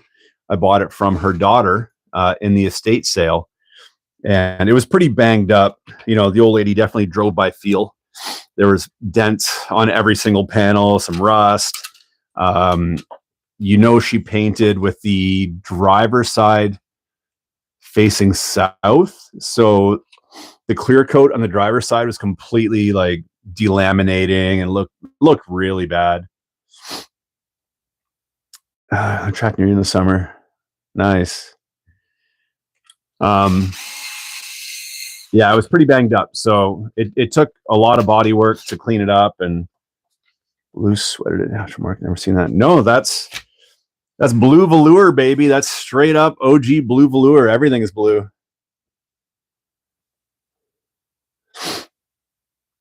'04 Camrys. Yeah, they don't die. Like, these are the cars that Toyota built their brand on. Toyota's got this like bulletproof name to them now. In fact, they're starting to kind of lose that name a little bit from what I understand. Some of their newer releases have been pretty underwhelming. But, those cars from the 80s and 90s and stuff, early 2000s, that's what they built their brand on. These are, these like 500,000 mile engines that just go forever. That little one I've got, it only has 100. I bought it with 120,000 kilometers. So what's that, like 80,000 miles, something like that, 70,000 miles.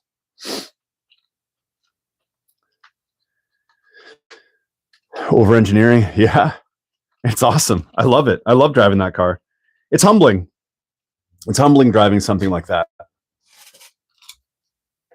You start to realize certain things. In my previous, like prior to my YouTube life, I was a business executive, if you will, right? So I was a shirt and tie, driving fancy cars, businessman. That was me, not the Vans t-shirt and a hat and fart jokes online guy. Well, still that guy really, but you know, yeah, you start to realize what's important in life at certain times. Things happen, life happens, you realize what's important, and fancy stuff is not important. Nice to have, but it's not important. Let's get our servo centered. Look at this, guys. I love this little doodad. Servo wise, we're just going to go with this guy, the Tower Pro MG995. I don't know if you can see that, but guys, these servos are awesome. They're cheap. You get them on AliExpress, Banggood, Temu, eBay, Amazon. MG995. I've used them for years. Inexpensive. They're not waterproof, but I'll tell you, like, I have done some we've been in some water with mine. I used to waterproof them. I'd take them apart and I'd pack them with grease and stuff and waterproof them. And they'd work great. But even just standard, running through puddles and stuff, totally fine. DS3218. Never heard of those. Where do you get those ones from?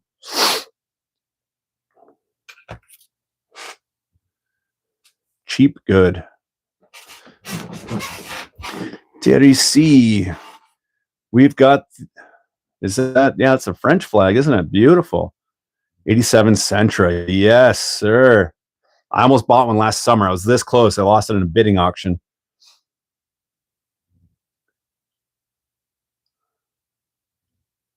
Say hello, sorry. Joe, what's up, buddy?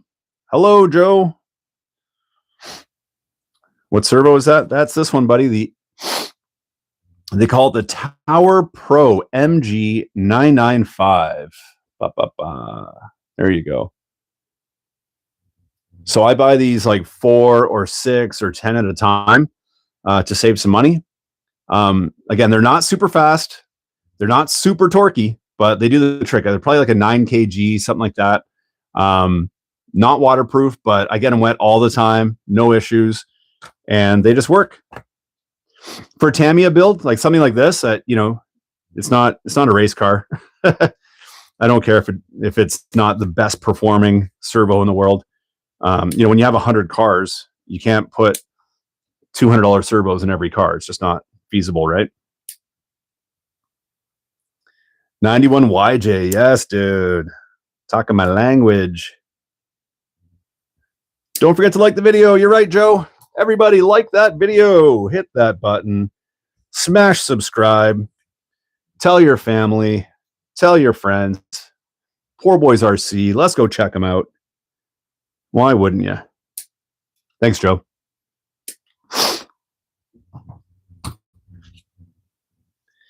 This goes like this. This goes like this. X-Max Ultimate France. Rick Mason's back. Don't do it to me 2 weeks in a row, man. You and your daughter were bullying me last week trying to get me to pronounce your name. Not your name, but the Wonton Bassett.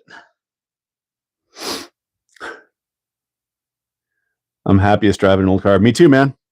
Me too. My friends think I'm crazy.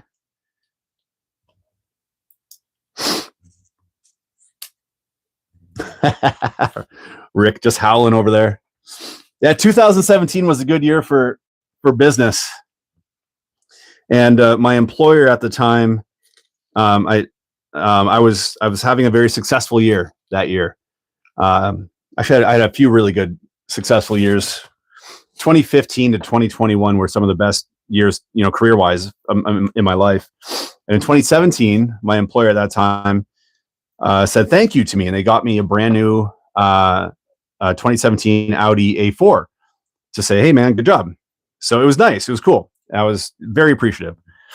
I love that car. Audi Quattro drive, guys. It is so nice. But, you know, I don't know.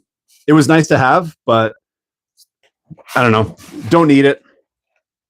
Just as happy to drive my 85 Camry around, my 2001 Land Rover Discovery. You know, they're just cars, just stuff. Who needs it? Hello from Norway, JC Abrams. Hello. Building a 956. Wow. Yeah, thanks for coming and checking out the show, buddy. Lots of stickers. Hello, everybody. Hello. How do you do? What am I doing?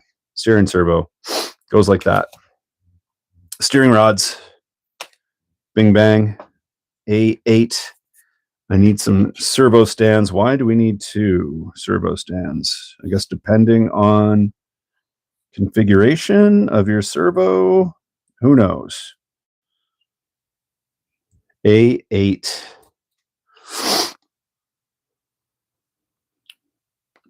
Why is it telling me to cut 2 out?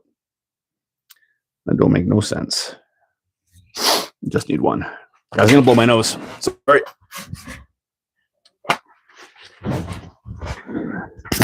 Cover your ears. Oh, Lord. Man cold is real this year, boys.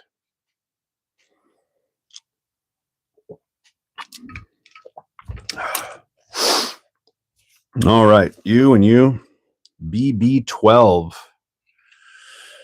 If I were BB12, where would I be? Maybe on parts tree B. Something like that. Maybe not. There you are. 04 blue oval. Nice. Everything came out. Yeah, it sure did. Half my brain. RC Birds. Dirk, what's going on, brother? Thanks for checking out the show. Lancia Delta. Yes, that was a bad one. My worst one was the Tamiya. Oh, it's right here. This one. The TT02 Nissan Motul. This was, I think, 117 decals, and many of them are very, very small. That was like 2 days. Look at that back end. Like 2 days of sticker applications. My Lord, that one took a long time.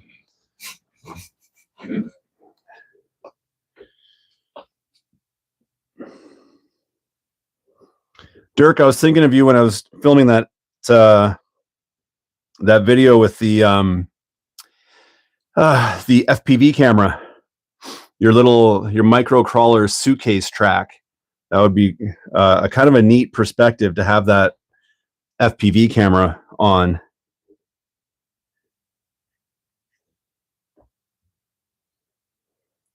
'80s Corolla or Celica GT, yes, sir. I would love a nice Celica GT too, man. They go for big money now. You know, the value is just skyrocketed. I can find them out here, like Western Canada. We've got good weather. We don't get, you know, your stereotypical Canada winters. So not if almost like no salt on the highways. You know what I mean? Like you got good weather here all winter long. So cars last forever out here. That's why like my 85 is in such good condition. It's got very, very little rust. So you can find them, but they're just they go for a big buck, which is the only thing that kind of stinks. Where did I put? What's going on here? Where am I? What am I doing? Oh, I thought I cut these out. Apparently not. What servos do I use? For this build, I'm using this one here. It's called the Tower Pro M995. It's a cheapie. You find them on eBay, Amazon, AliExpress, that kind of thing. Metal gears, I think they're 9 kgs of torque. They do the trick. I like them.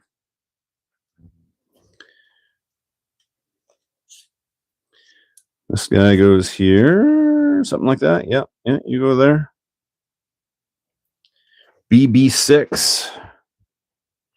Guys, we're flying through this fast attack.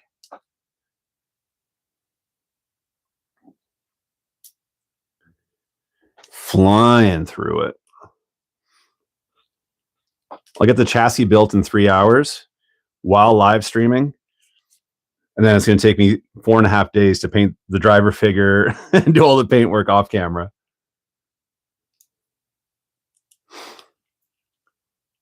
Every week.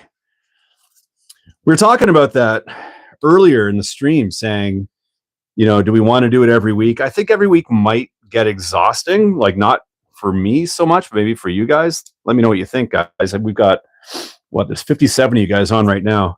I'm thinking maybe every other Saturday, like every 2 weeks. You kind of stagger it so it stays fresh and doesn't get too stale. What do you guys think? Look at that. We've got a servo. This little doodad goes in here. Something like that. And this little doodad goes in here. 2 weeks is good. Yeah, I think 2 weeks is good. Bam, bam. Boom, boom.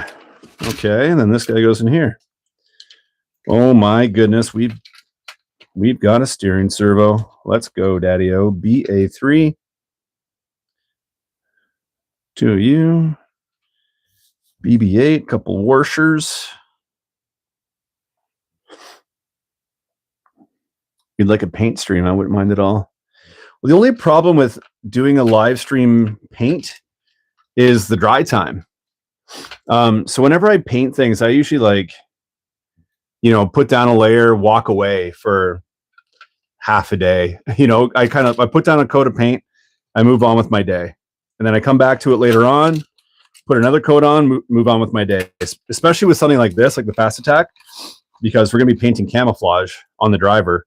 So it's like, it's literally going to be like, you know, days of just laying down layers and layers of paint. Where did that washer go? There you are. How close is that chassis tub to the Hornet? Are you talking about this one, Shannon, the Fast Attack? I don't know if you were talking to me or to somebody else, maybe.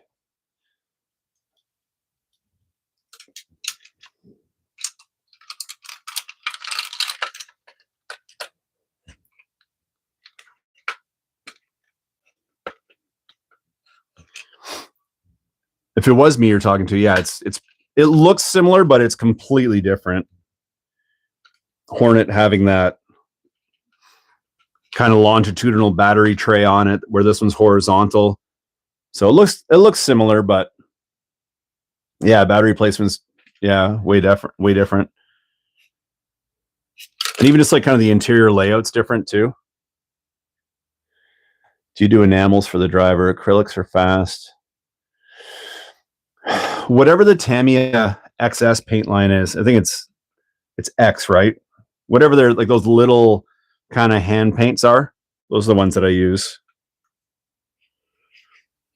So I don't know if those are acrylic or enamel or what they are, but they do dry pretty quick. But I get impatient, especially with paint. I get impatient. So for myself, it's just easier to like to put down a layer and then just walk away. Like in my hobby room, there's a window right behind the camera and it's south facing. So I get a lot of sun that comes in here. So like drivers figures and stuff, I'll just rest them on the windowsill. They actually dry pretty quick in the sun on a nice hot sunny day. You guys know how paint loves heat, loves that sunshine. Dries nice and fast.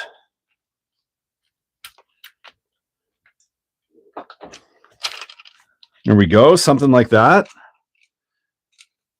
I love the amount of side-to-side motion you have with this steering servo. Look how much, that's so hilarious. I can like fine-tune my toe in, toe out with my servo placement. Only Tamiya. Do they clean with water or require thinner? With water. I clean with water.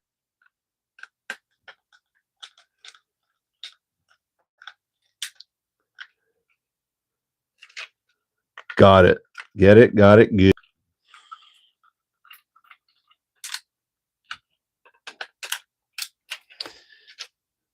We have got a front end. How about that? Servos mounted, looking good. We've got front suspension, boys. Look at this. Oh, yeah, that is plush.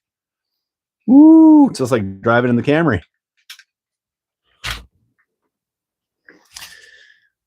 Dirk, shouldn't one side be fixed, the other variable? Most times it is, right? Look at those holes. They are both very variable.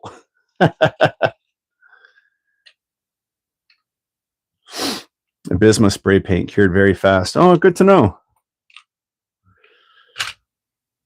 One really nice thing about this is that it did come with a hobby wing 1060. Amazing. That is the ESC that I would choose to put in here if I didn't have a 1060. These are perfect for cars like this. 2 to 3S, waterproof, brushed, all day long. Reliable. Good and reliable. Good old 1060. A little bit of 3M tape on there. Fun fact, this 3M tape is virtually the exact same product we use in the auto body world. Like all those moldings that are on the side of your cars, that's what we use to tape them on. Ava's here from Royal Wonton Bassett. Hello, Ava. I had your dad laughing pretty good a few minutes ago. A Tamiya Dean's adapter. I do all the time. I've got a whole whack of adapters there. Most of my batteries are Dean's or XT60s or XT90s. So I'm a big adapter guy. I don't mind soldering, but if I don't have to solder and change plugs, I prefer not to. Mark Bryan loves the 1060. Of course he does. They're the best. These are great. Inexpensive. They do the trick. 1080 is even better if you want to spend a few more bucks, but 1060 gets the job done just fine if you ask me. And we're going to plop that sucker right down in this chassis. It's not a chassis, it's a chassis. Right, Mark? Great and low down. Oh, yeah. Try the Tamiya servos. I have not tried a Tamiya servo. Tamiya electronics make me laugh. No silver cans can take 3S. I'll be honest with you. I run my silver cans on 3S all the time. Now, I won't run for extended periods. Like that Clodbuster video from this morning, most of that, like anytime it was jumping in the air or doing something that looks cool on camera, it was on 3S. And some of like the longer running shots, that's on 2S because that's the only way I can keep up to it when I'm running with my camera. But truth be told, I run most of my cars that are like that have 2S motors, brushed motors. I'll run them on 3S, but I'll do it like wisely. I'm not going to run full pop, for extended periods of time. But I will do little short bursts and let them cool down and everything else. And yeah, it's going to wear it out quicker. Sure it is, but their silver cans are cheap and I've got 100 of them in the closet there anyway. So it doesn't bother me a whole bunch. Switch this guy over to lipo because we are going to run lipos. Bam. ESC is mounted. Torque tune does not. It'll burn up. Oh, well. I'll try it. The torque tuned has a bit of timing in it, doesn't it? The torque tuned or the, which one? The sport tuned? Aren't they basically a silver can with a bit of timing or something? I thought I heard that somewhere before. I might be wrong. What's next? Receiver. Blew out a torque tune on 2S. No idea if it happened. 2S all the time. Yep. Made the magic smoke. Sport tune gets really hot. So the thing I've noticed recently too, though, guys, is especially online, since well, Tamiya, the torque tunes used to come with a black can, right? Now they come with a silver can. But I've seen a lot of knockoffs, like especially on Amazon. It looks like a Tamiya torque tune, or like on AliExpress, they're like $5, but it's not from Tamiya, but it looks like almost identical. I'm sure if you had them both side by side, I should maybe order one day just to do a comparison video or something. But if you have them side by side, I'm sure you could note the small differences. But at a glance, if you're just like shopping online real quick, you're like, torque tune, $5, holy cow, you'd buy it. It might be a piece of junk. Oh, it came with. Well, if it came with it, then it was legit.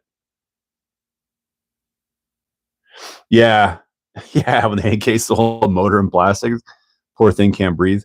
Guys, have a look at this receiver. I am sponsored by Radio Link. I'm not pumping their tires right now, but look at the size of this receiver. This is what I used in the Clodbuster video from this morning. So yes, it does work. What can I give you guys as a size comparison? Here you go. Here's a pinion that came with this kit, and there's this receiver. Look how small it is. It's tiny. And it works. It's crazy. What's this? Radiolink R4 FGM. This came with my RC8X radio. And guys, it works. And it's a 4-channel. Like, how do they make them this small? Crazy. We're going to use this guy on the fast attack.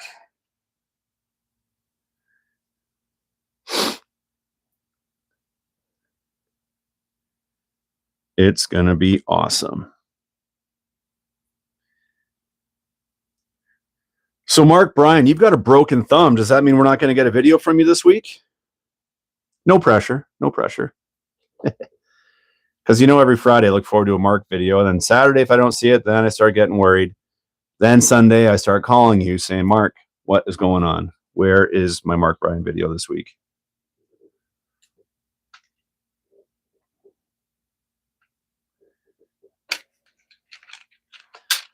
Wham, bam, thank you, ma'am. Channel 1. Oh, Channel 1 steering, right? I'll get it right one day. Channel 2. No video. All right. Sorry to put you on the spot. Had to ask. Look at that tiny little receiver in there. It's so funny. It's so funny. When you compare that to like the old 27 or 75 megahertz from the day. Yeah, the ACOMs. Yeah, cigarette pack. That's right. Steering adjustment. Who needs it? Guys, we're flying. We are flying, Brian. Oh, next is painting the figure. Okay, this is what I was talking about. Look at the instructions on painting this figure. I mean, it's one thing to cut the guy out and put them all together, but like, look at this. They got like the whole fatigues and how they want you to paint him up and the whole 9 yards. That is hilarious. Yeah, right. Let Rob do the build. You do the voiceover. That's a good idea. At least our driver looks cool. Is it me or does he kind of look like Gavin? It looks like Gavin's thumbnail.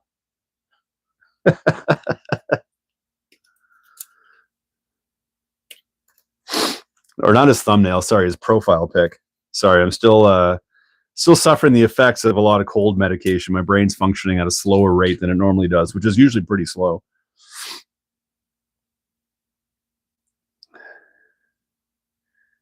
This guy goes here. No, that's too big. Whoop. What are we doing, Phil? C6. This is C, isn't it? Yeah. And that's 14. That's your problem right there, bud. That's your problem right there, bud.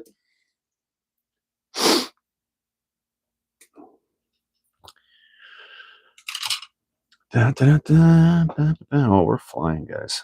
Oh, yeah, that's the guy right there. Yeah, like this like helmet and the goggles and the face and the ear things and the wow. Oh, hey, Kurt, what's going on, man? Nice to see you here. Thanks for checking out the show.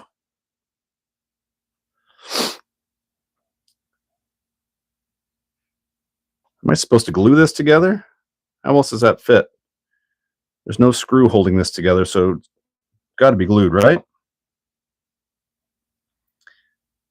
Doesn't say to glue it, but it doesn't screw together, so I must have to glue it. Let's glue it.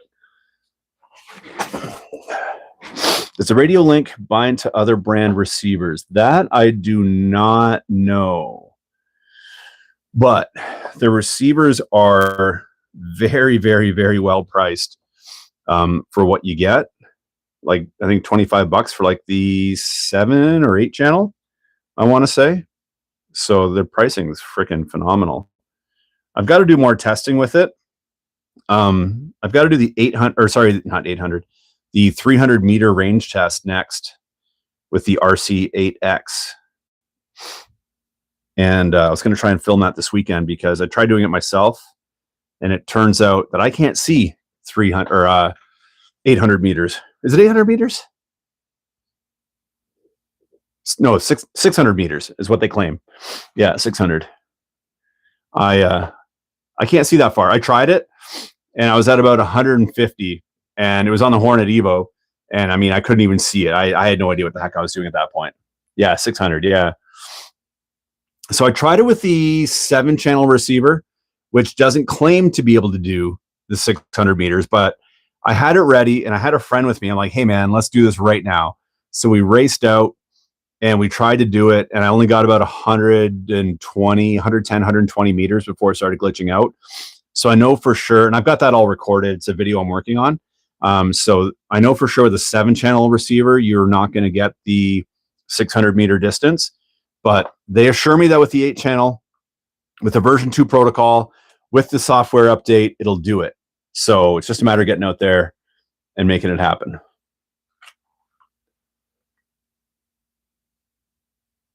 Well, that's cool.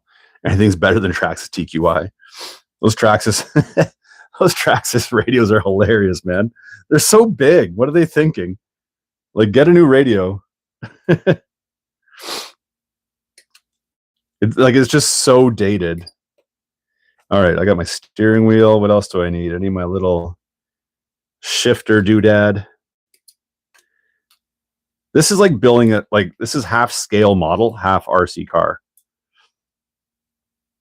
This is, where's Rob Mitchell? This is like right up his alley. He doesn't like live streams, I don't think. Not a big live stream guy, but a big model guy. Boo Traxxas. RTR at 200 meters. 200 meters isn't bad, in my opinion, anyway. It's hard to see. It's hard to see past that. So we got arms. What do I need? Oh, a 2-piece arm. Holy, this guy is one complex cat. How you doing, bud? Da, da, da, da. Looks to be about right. Fly Skies, yeah. Yeah, I ran Fly Skies forever until I got that radio link. I was always happy with my Fly Sky radio. It did the trick. Okay, we got to glue this guy all together here, don't we?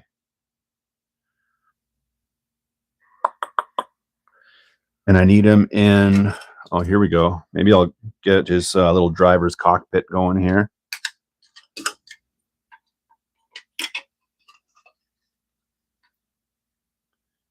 Still run Fly Sky. Yeah, they do good stuff, man. I had the GT3. What's the big one? The GT5B or something like that. It was like it still takes like 8 AA's. It weighs like 30 pounds, but it works. Okay, so I got this dude and this dude. Where did I put my glue? Got my trusty Tamiya cement. This stuff is the bee's knees when modeling about. This goes in here, yeah. I'm going to glue it all together and then paint it in this glued together state. I find it easier to do it that way. Some of you guys are probably going to disagree with me, but this is my method and I'm sticking to it. We got that in there. Get the old steering wheel on there.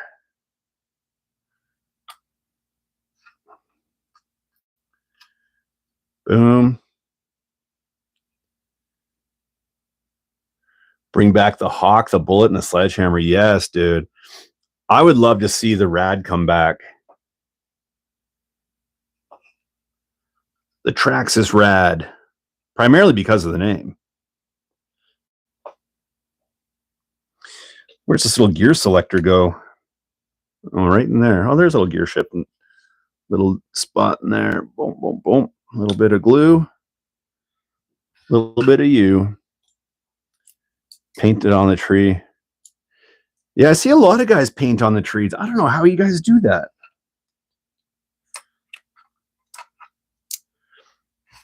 Actually, come to think of it, some of these small parts I probably should be painting on the tree. But I'm not going to. I'm going to assemble it, and then I'm going to paint it all by hand afterwards. That won't happen in today's video. I'll get it all glued up here, though. But that'll be about that. We got arms. Oh, maybe I'll put his head on. Do I have a wild one? Yes, I do, sir. I was showing it off a minute ago. I got two of them. I've got this one. Ironically, I painted it. I got this way before the Blockhead Motors was out. So when I painted this one, it's just kind of funny that I ended up choosing Blockhead Motor colors. And I even put the blue wheel nuts on there.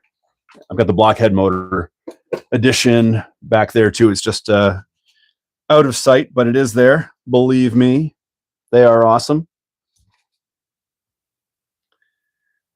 Mostly, yeah, it's basically identical to a wild one. You've got friction shocks in the back and the front instead of oil filled. What other changes? Yeah, like, you know, the wild one, you've got kind of this, your front shocks, your shock towers at that angle. This one's, you know, Fast Attack's more kind of straight up, almost like a grasshopper or a hornet. What else? Yeah, here you got the nice big oil-filled shocks in the back. You're not going to have those on the Fast Attack. I think the gearbox is the same. I think the roll cage is the same. Let's see. Yeah, like here's our roll cage. So maybe, yeah, the roll cage is a little bit different, I guess, now that we're looking at it. So minor differences, but same idea, really. Pogo sticks. Just ordered a Clodbuster Black. Can I use Sport Tuned? I don't think you can, because I think the Sport Tunes have a little bit of timing. That's the thing about the Clodbuster. You have to have zero timing motors because one has to run backwards. So correct me if I'm wrong, guys, but I think that the Sport Tunes have a little bit of timing in them, don't they?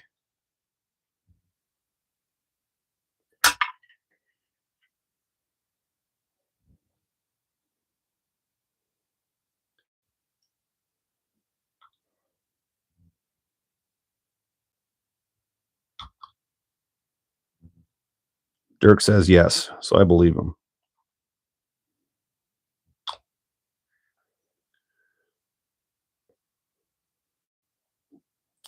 Yeah, Tony's right. Yeah, the Holmes Hobbies are perfect for it. They're a good price point too, aren't they? He sells them at a really good price. And they look cool. All of the above.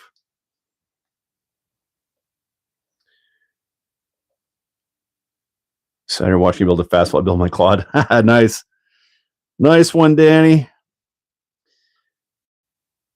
Yeah, as far as I know, as long as it doesn't have timing, as long as you've got zero timing, then you're good. And if you go to like a 550 can, you can run into some issues with fitment, but I think they still fit. I've never done it.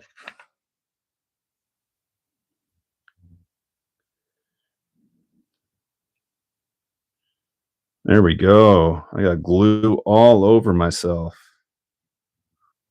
That never happens. Gluing up some arms. Oh, yeah.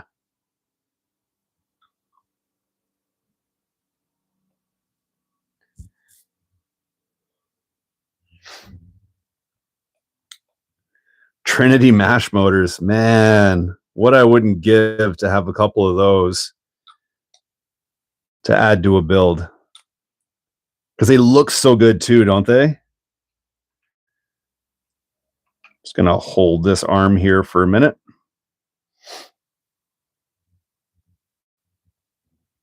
Yeah, those Monster Mash motors were the best.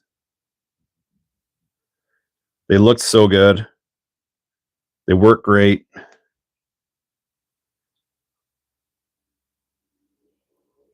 glue up that arm. So this is the part I don't understand about when guys kind of like pre-paint their parts and then glue the body together. Doesn't the glue mess up your paint? I mean, I'm sloppy with my glue, but I got 3 still. Rocket Racing. Is that you, Russ? Is that Rocket Racing?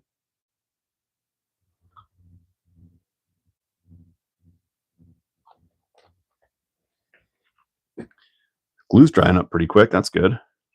Yep. Thought that was you.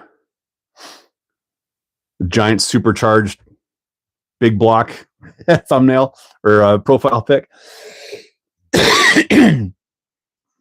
Old speed gems. I've got some. There's our driver, guys. Check him out. I'm not going to paint him today. That's going to be like a this week project. But we're going to let him cure up over there.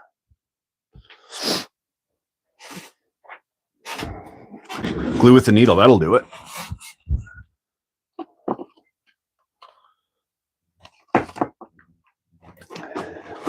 Check these two out, guys. Look at those. Green Machine 2. New in box. The Chameleon. These are like my only vintage new in package still, but it's got the nice print on the back. All new for $94. Love these motors.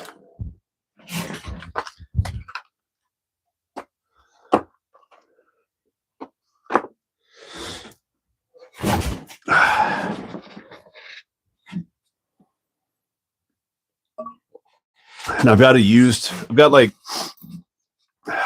Midnight Pumpkin outside on display. My house is getting overrun with RC cars. Most people have like plants and stuff in their homes, and we've got RC cars on plant stands. Like actually, like legit, we do. It's pretty funny. But I've got a pumpkin out there with like the OG 1987 body. Put a nice paint job on it, and it's got a green machine, like an OG green machine. But it's used. But it's a nice condition though. But it's in there. Okay, next step is to got to build the cage and put the cage on top. So I'll build the cage today, but I'm not going to put the cage on top because I got to put the driver figure in first and then the cage on top of the driver figure. So yeah, it's going to take me a few days to get that driver done. So we'll just build the cage and leave it aside. And then we'll get to the gearbox, build the gearbox. And I think we can still build the gearbox and slap it back there. And that will be all good. We still have an hour to go, so we got some room. Sapphire Speedworks, nice. The mash motors, cool. Okay, what am I cutting off and what stays? I don't know. I can't tell. You and you. I think you got to go. There we go. Skadoosh, skadoosh. Something like that. Yeah, that tracks.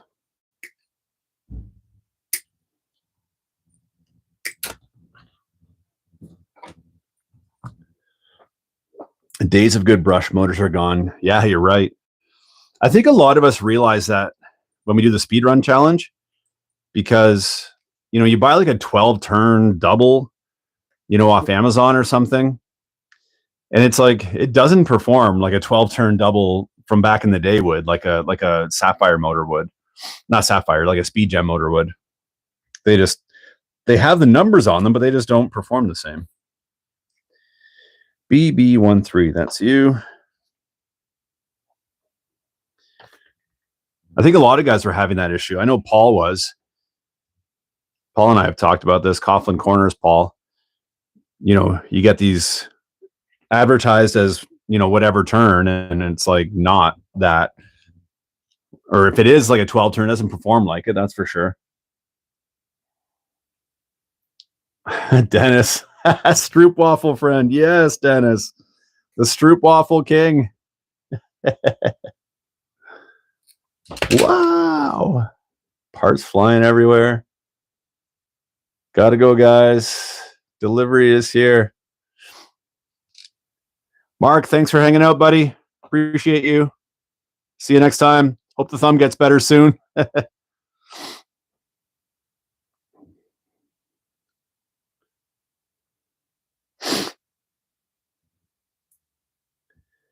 All right. A little bit of this, a little bit of that. What else are we doing here? We're going to put in some upper braces, A14, light sand. There's A14 right there. Look at the price of the Tamiya Superstock. See, brother? Yeah, the Superstock, Tamiya Superstock motors, I'll give it to them. Like, I love the performance. But like again, like they don't even have ball bearings in them. And when you look at what you're paying, it's kind of like $50 Canadian for a brushed motor. And they're nice motors, but you can get 2 or 3 Holmes Hobbies for the same price. Holmes Retro Sports. At least they have one bearing in them. BA3, that's you. Best servo to get. 4-wheel steering. It's my first Tamiya. Well, what's your budget? Because you can get a good, you can get a good $35 servo that'll do the trick. Or if some guys say the best, that means if you want to spend $150, you can also spend $150 and get something deadly.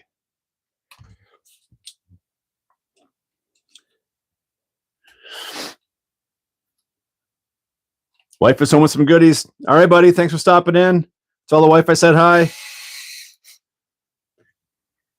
Enjoy your goodies.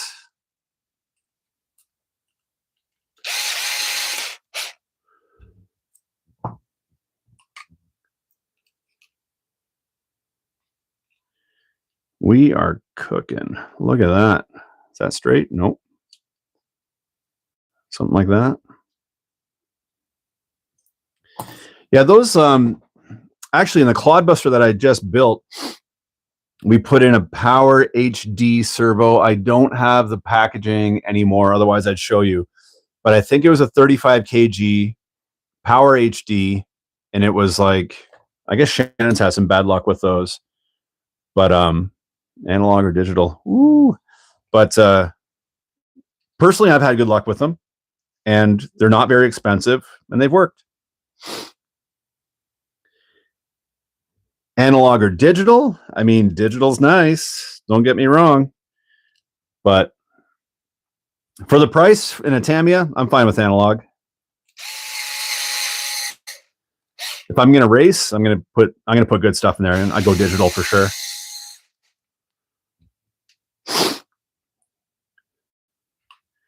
BA1, couple screws, couple nuts. Bam, bam. Cool. RCRX, what's up, brother? Oh, Eco Power. Yeah, that was the one.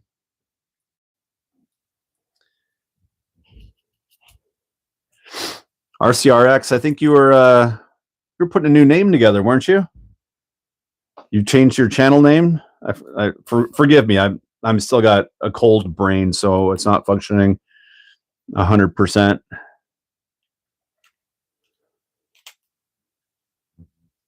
This year's speedrun challenge. What's speedrun challenge? I've never heard of a speedrun challenge.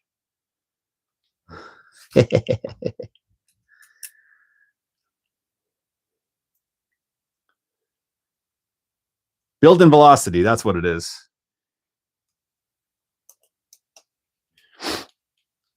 Make sure you check out his channel, guys. RCRX, aka Build in Velocity. Great dude. Great channel. I won't give it up. Yeah, we can't talk speedrun when Russ is watching. It's top secret. To be honest, guys, I don't even know. I make the decision like purposefully. I won't make the decision until like very late in the game, because this way no one can pry the answer out of me. Anytime, man. You're a good lad. Appreciate good lads in this wacky world of RC YouTubing. You're one of the good ones, so happy to give shout outs. Speedrun Arma Furies. That would actually be, you know what, man? Like, this sucker has got so much torque. Like, I'm running, like, I don't know. Watch my video. I couldn't get it to do full speed on just like dry pavement. Mind you, it was in a construction zone, and there's a lot of dust on the ground, but like, I'm like 65% trigger. I started getting that 75, 80, even with the DSC system. The back tires break loose, and it's like, man, it's just violently fast. And I've got these nice batteries too from CNHL. They're tough to shoehorn in there, but they're like, it was a 3S pack. I think it was only 70C, but man, it just makes the car come alive. Felt like 100, like a over 100C kind of a feel to it, which I don't even think is possible realistically, but still. Yeah. I think half the fun of the speedrun challenge is keeping the kits Tamiya, because they're just like not supposed to go fast. And this year, if I had to guess, I think, because the first year we did CW01s, which are like not channel tag is being, there you go. Check that out, guys. Check out that channel tag. CW01s are not supposed to go fast, which kind of makes it fun to make them go fast. Then we did TTO2, then MF01X, which are good platforms for going fast. But you know, I got to be honest, I'm kind of afraid of maybe somebody getting hurt one of these days. You know, if a car 120 miles an hour hits somebody, it's a bit of a reservation that I have. So I'm thinking maybe this year we might go with something a little bit off the wall that won't be necessarily a speed car. I don't know. I'm speculating. Short course parachute, yeah. Tamiya scale trucks, yeah. Someone run over someone's car. Yeah, Mark Bryan's car got run over last year in a parking lot. Oh my God, his reaction was like, it was just absolutely priceless. And it was like, it was not staged. It was legit. His car got run over. And then he drove it back and the wheels were all wobbly. He has a cameraman, Rob, right? So Rob's recording. And Mark's like, oh no. And you see the camera zoom in, and it's like, it was like a small SUV, just gunk right over his MF01X. It was funny. As long as you're not Mark Bryan, it was hilarious. Yeah, Kurt, you saw that one, eh? A Blitzer Beetle, yeah. Blitzer Beetle is a good call. Affordable. That's the other thing too, guys. I'd like to try and keep it like, you know, an affordable chassis, something that's not going to break the bank. So we'll see. I'll get a few of the guys that have been like doing these races for the last 3 years. We're going to all kind of get together and brainstorm and come up with an idea this year. Fracture my right foot, the DTO3. Yes. Yeah, that's how it goes. The Sen can get out of control. Yep, sure could. Back in the day, it was like, it was always a challenge. Remember, like seeing how fast you can get your cars to go, your RC cars to go. It was always a thing. And people always say, oh, how fast does it go? It was, you always wanted to make them go fast, but now you can go 100, like you can buy an XO1 out of the box and do 100 miles per hour, like buy an Arma out of the box, do 100 miles an hour. So I don't know. It's going crazy fast is still awesome in the world of RC, but it's pretty commonplace now. So it's kind of funny if you can get like a car that's not supposed to go very fast and make it go very fast, in my opinion. Time with the boys. Yeah, right. A little bit of RC race time with the boys. It's awesome. Greasing up our out drives. We're on the differential here, by the way, guys. We're on the gearbox, I should say. So we'll be pretty much done this build by the time the stream's done, I think. We got another 40 minutes to go. But I like at the end to kind of shut her down, just kind of do a little Q&A, just a little hangout, chill sesh. what do we got going on here? I got this guy in here. I got greasy fingers. I got a runny nose. I got to get this little doodad on there. What are we building this week? Ferris. Save Ferris. Ferris, this week we're building a fast attack. Tamiya fast attack vehicle. We are flying. Greasing up some gears. Squash fan. That would actually be a good platform, to be honest. I put a Castle Copperhead system in my squash fan, ran it on 3S, and it works. Surprisingly, for a chassis that's basically just a giant gearbox, it is very, very stout. The only sort of downside is like the uprights, like the C-hubs or uprights, and a lot of those Tamiya plastics that they use are quite rigid. And when you wipe out, you tend to like start elongating the holes that your hinge pins go through. Then you start getting, you know, Tamiya slop times 10. So that's something to be kind of cautious of, but what am I doing? Need more grease. Need more grease on this bad boy. Tamiya pot metal. Just feels weird in your hand, doesn't it?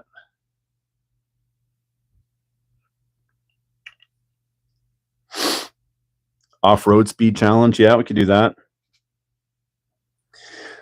The trouble with like one thing that I've noticed with the speedrun challenges over the years is like as more and more people have got into it, and I mean, we're talking like I think last year we had like 8 countries represented or 10 countries.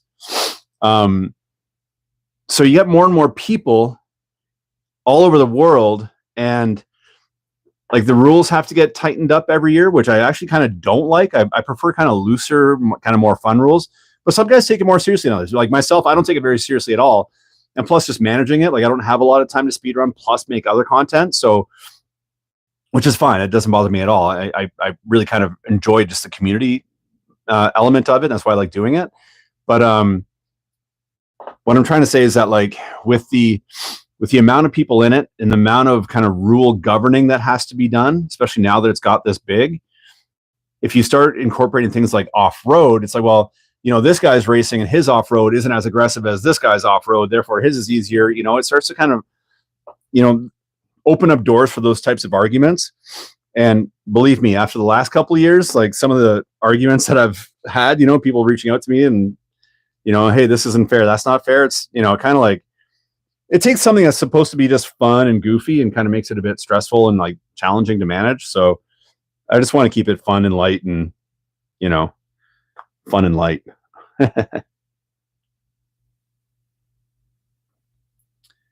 H2O Racing, what's up? Thanks for checking it out.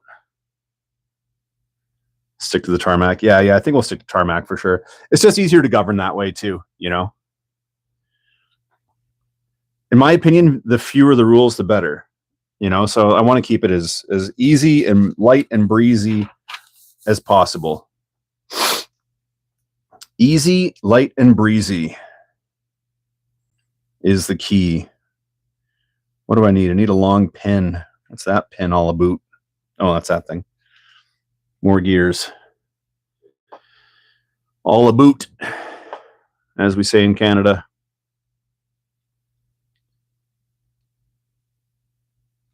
Oh, yeah.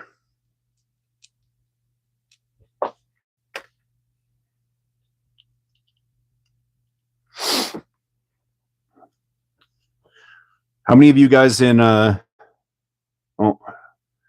put earrings in the trans? Earplugs? A boot. Happy New Year, H2O. Bearings. I'm just going to go straight up bushings, man. A couple reasons. First of all, I'm probably going to run on the beach, which means it'll rot out my bearings most likely. Maybe not. Depends. But this thing won't see a ton of action anyway. I'm only going to run a couple packs through it most likely. This will be more of a a hang on to, you know, showpiece kind of a deal. Probably won't get a ton of use. What's that? BC9. What's BC9? Metal bearing. Okay. All right. BC9. That's you. I got you. Back to work. RCRX, see you, brother. Someone liked the Claude video. Thanks, man. That was a fun one. Oh, and the squash fan. Yes, absolutely. Does that go there?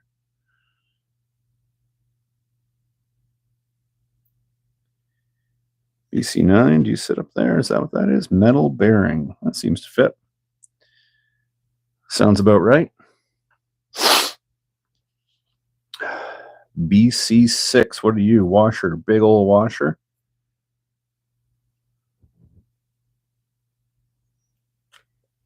Yeah, that squash fan. Squash fan and the Kong head. You're going to build one of those, make sure you have your bearings ahead of time so you do them afterward. My God. Taking the chassis plates apart and everything. And oh, man, what a nightmare. That's what I ended up doing. I did that on my Kong head. So when I bought the squash fan, I bought the bearings ahead of time because there was no way I was doing that a second time. That was a disaster. Bushing. Oh, nope. Bearing. BC9. There we go. Always bearings. Mojave Grom speedrun. That'd be funny, actually. Those Groms are fast, man. I can't even run mine on 3S. I just didn't even bother. I just ran it on 2. I'm like, this is like 35 miles per hour on something that's 1/16 scale. Silly, dude. Silly fast.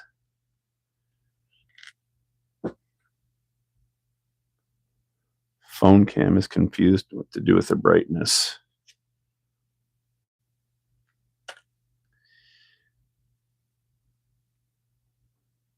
Yeah, sometimes I think people want so much speed out of RC cars these days. There's like almost an expectation that they have to go 50. Like if you look at like how many people crapped on the Minimax because it doesn't do 50 miles an hour. But in my opinion, like, I don't know. I don't want it to do 50 miles an hour. It's too fast. Maybe that's just me, but I was totally happy with it doing like 25 or 26, whatever it did. You pick it, I'll send it. Yeah, you will.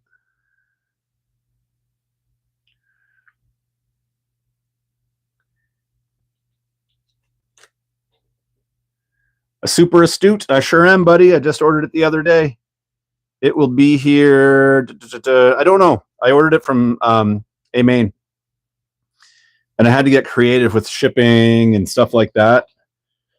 So I'm importing it myself through this company and yada yada. Because like they're so overpriced. It drives me crazy.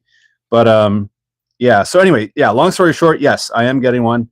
It is on the way. I would hope to have it here within probably, it was coming from the East Coast. So I think it'll hit the importers probably by the end of next week or so. So a couple weeks, 10 days, maybe I'll have it. Something like that.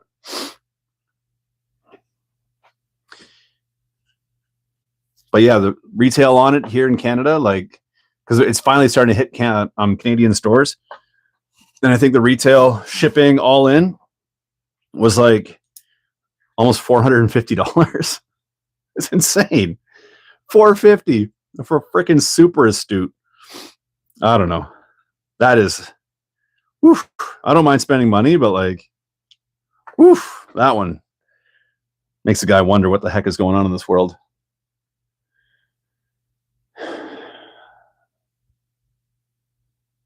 Getting the stink eye. All right, buddy. Thanks for stopping in, man. Have a good day. Talk to you later on.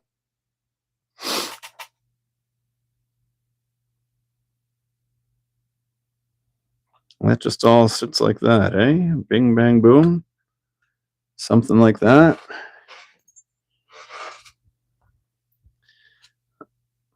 It's kind of like some weird, like, floating bushings in the middle of the transmission, which is a little dubious sounding, but let's see if this actually worked. See you, buddy. Yeah, it worked. All right. Transmission seems to work. I'll take it.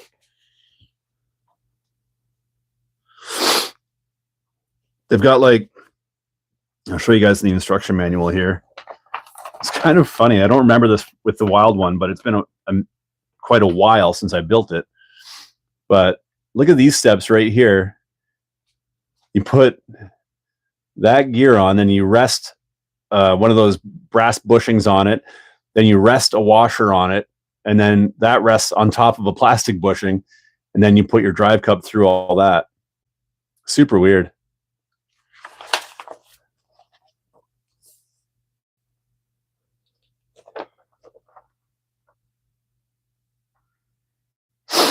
Yeah, Toy Fair, Dirk. Actually, Dirk, I should talk to you about that. Maybe we'll talk offline. I'll send you a message.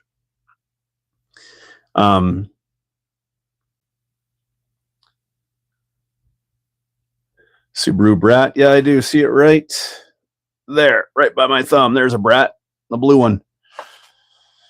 What are we talking about? I'm talking about something. Bunch of stuff. Gearboxes. I don't know. Yeah, hopefully Tamiya drops something good at the Nürburgring Toy Fair. You know, if you look back to 2023, end of 2023, yeah, the Squash Fan and the BBX, they both kind of came out of nowhere, and they're both home runs. The Astute, yeah, looking for that. Looking forward to it. Rick, take care, brother. Rick, Ava, see you guys. Thanks for watching. King Cab, man, give me a King Cab. Yes, please.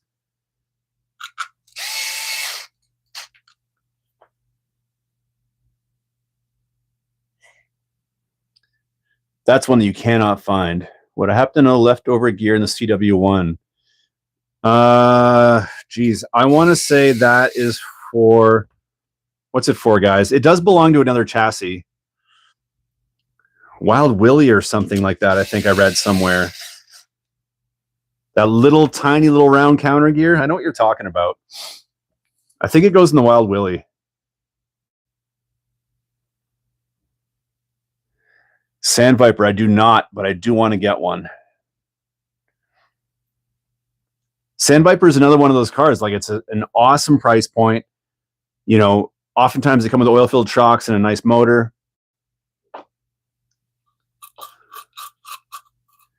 Falcon Riri, there you go. It's a little bit hesitant to turn.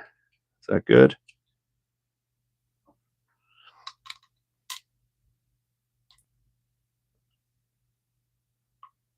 Came with bearings, compliments of Gavin. All right. Did you win it in a raffle?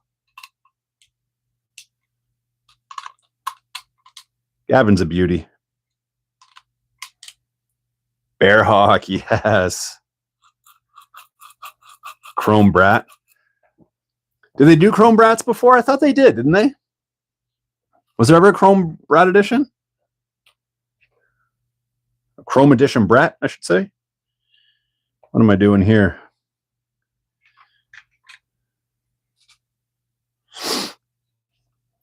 This little guy goes somewhere. Where do you go? Where do you go, you little rascal? Right in there. This guy out of here.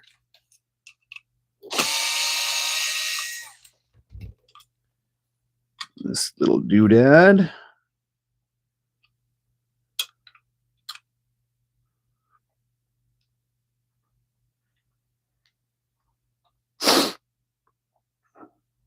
Agent Orange, welcome aboard, man. Thanks for checking it out.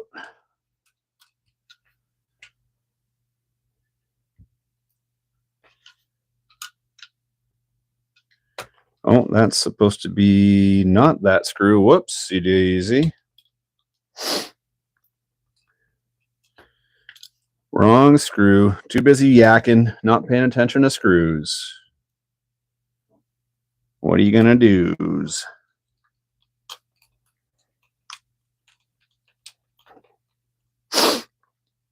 And then a BA1. I still think it's funny when Tamiya uses like a machine screw going into plastic as opposed to like a self-tapping screw. Seems bizarre to me, but what do I know? I'm not a Tamiya RC car engineer, that is for sure.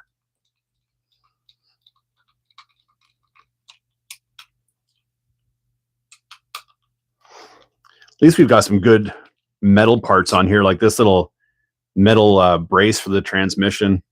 That's nice to see, because that would be something I would see breaking very, very quickly otherwise.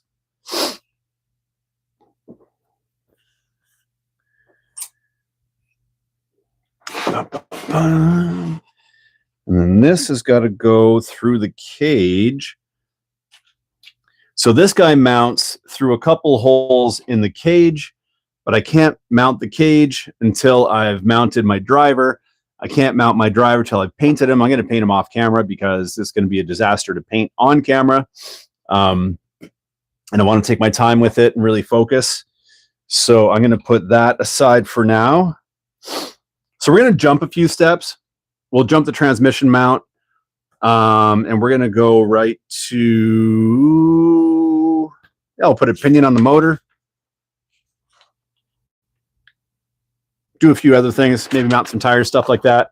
We got 25 minutes to go. So yeah, that'll take up the rest of it. That'll be good. That will be that. These are cool. I love these boots. Something about this like dog bone boot cover thingy I think is so neat.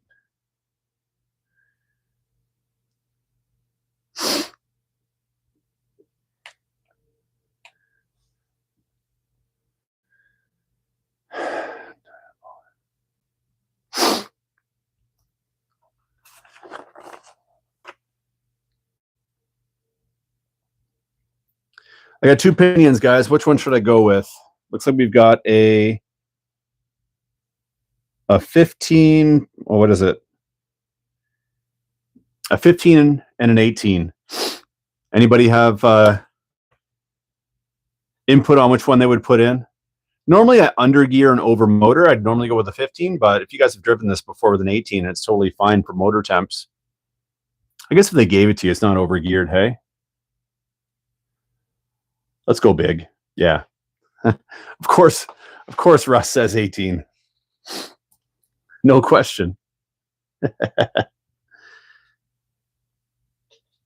18, 15. We'll go 18. We'll go big. Get this fast attack really moving. Just going to run the stock silver can. So she'll need all the help she can get. And if it overheats and explodes, well, that's fine. We've got plenty more.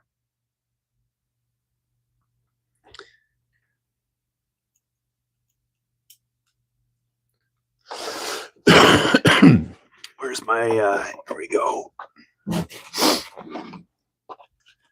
Measure this bad boy out.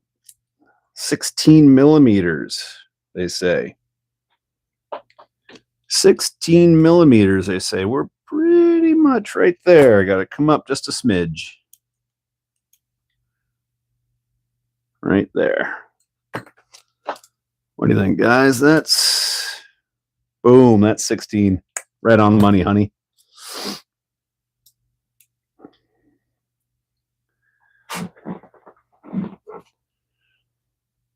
Morning, buddy. Oh, cool. You won it in raffle. Nice. Actually, I got an email from Gav today. He's got, what's he raffling right now? The RC10, what is it? Jay Halsey edition. I think that one runs out in a day if you guys want. I got the email this morning from Gav. So cool looking car, you know. I think his tickets are £2 on that one. So definitely a good car to get. Add to a collection. From a good dude. And support Gavin. Love Gavin. All right, we're going to skip a few steps. Everything basically mounting the motor, mounting the gearbox. Going to skip all that, and I'm going to jump right to building the rear suspension. I'll leave it off for now. We'll add it after it has to get bolted to the cage. And then wheels and tires. That'll pretty much be it for this video. If I even make it through the suspension, we'll see. We've got a beautiful day out here today. So as soon as I'm done this, I'm going to have some lunch, and then I got to go do the brakes on the wife's car. And then my Land Rover Discovery, it's got like, I don't know, it's like all the bushings, like all the sway bar end bushings, like it's like they all wore out at the same time. It's like driving a clodbuster. It's like everything's just like clanging and banging around. So got to go through that and figure out what I need, order up some more parts.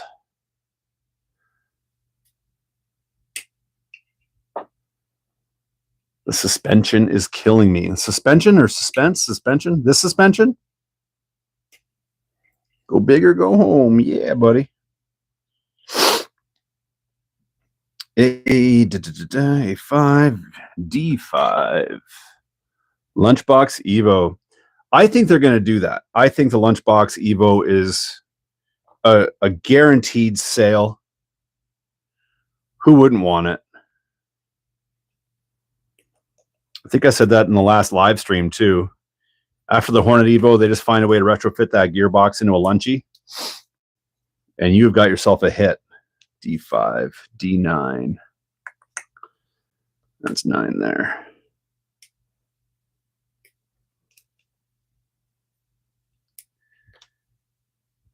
It's like we've always wanted a lunchbox or pumpkin that has proper functioning rear suspension, because that bouncy back end.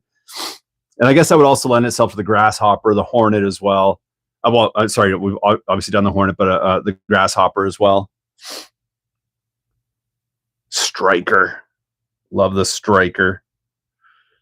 What am I doing here? BA16. That's that rubber, a little O-ring, one of you. Okay, all right. O-rings are there. Little bit of rubber.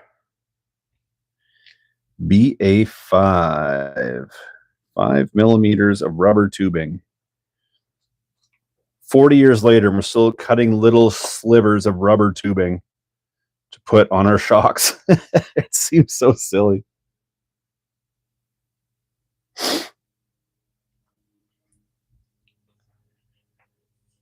Yeah, I like to say when you drive a Grasshopper, you don't drive the Grasshopper drives you.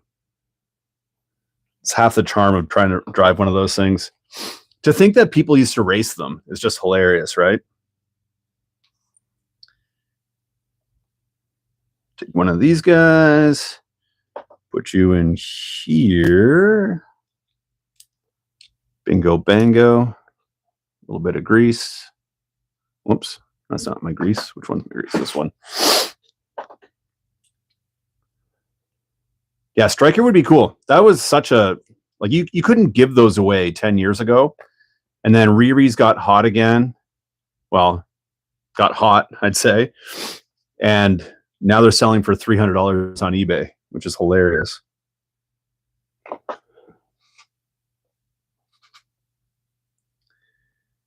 You go there. This little guy goes here. Then we take one of our springs.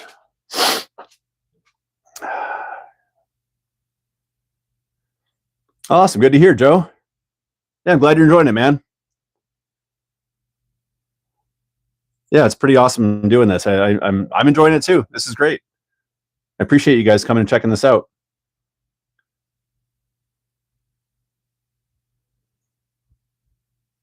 I used to convert NASCAR body race cars using the pumpkin front end. Oh, wow. I've got to compress this spring a little bit. Put this little rubber spacer on. How am I supposed to do this? I need like a couple extra hands.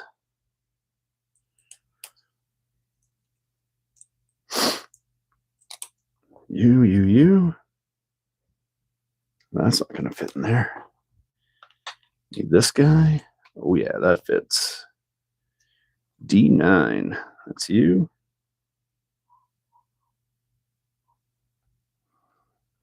Wow, what a wacky design. These shocks are hilarious.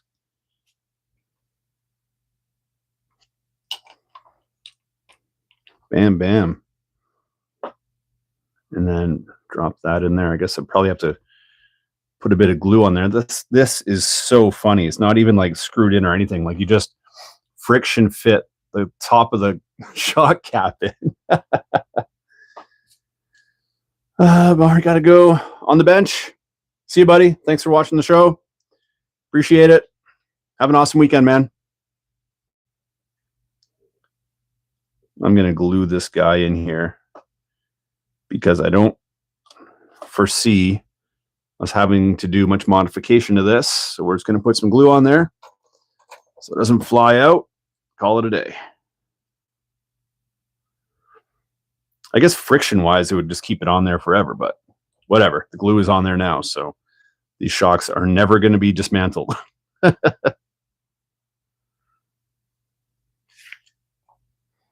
One down, one to go.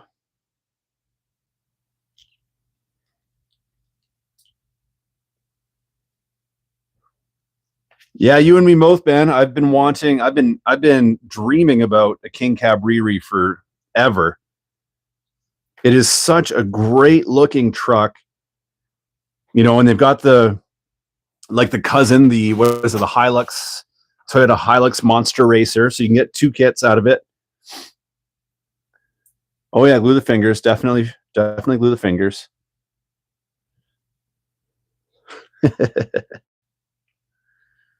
Always gluing the fingers.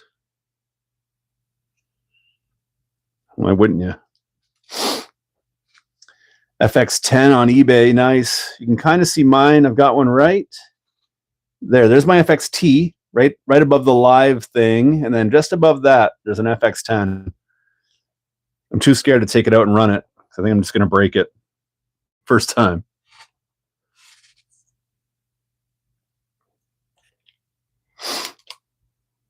They are cool buggies, though. Essentially a striker, right? It's Futaba's answer to the Tamiya striker. And then what the FXT was the Futaba's version of the Tamiya Stadium, what was it? Stadium Blitzer? Yeah, Stadium Blitzer.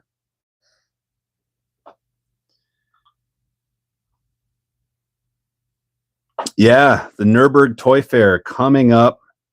What is Tamiya going to bring us? Hopefully something good.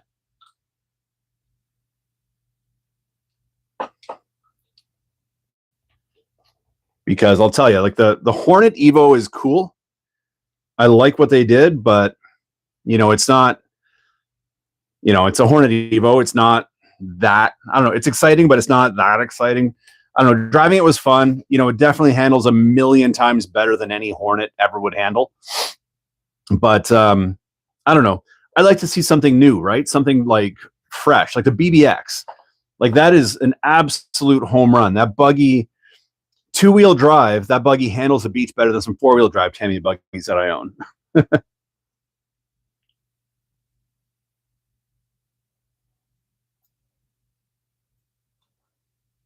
My favorite BBX.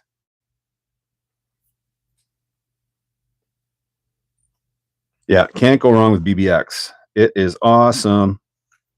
What are we doing? We got to build a couple more lights. 1, 2, 3, 4. I'm going to be painting this thing for days after this. You guys know that? 14. There we go. Look at that. Parts tree empty. See you later, bud.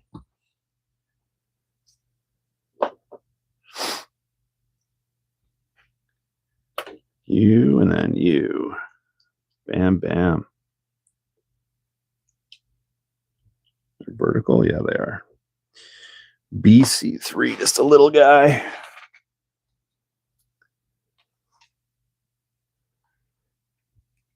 Whoopa. Try that again.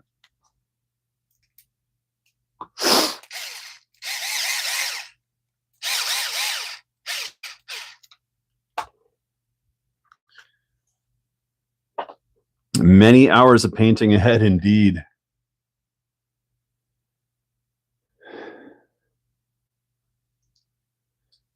No worries, brother. Tune in whenever you can.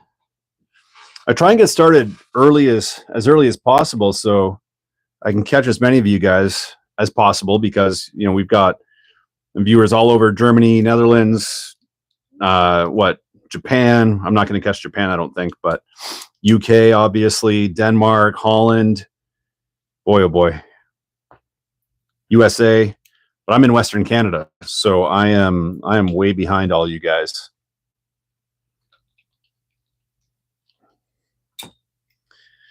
Couple lights.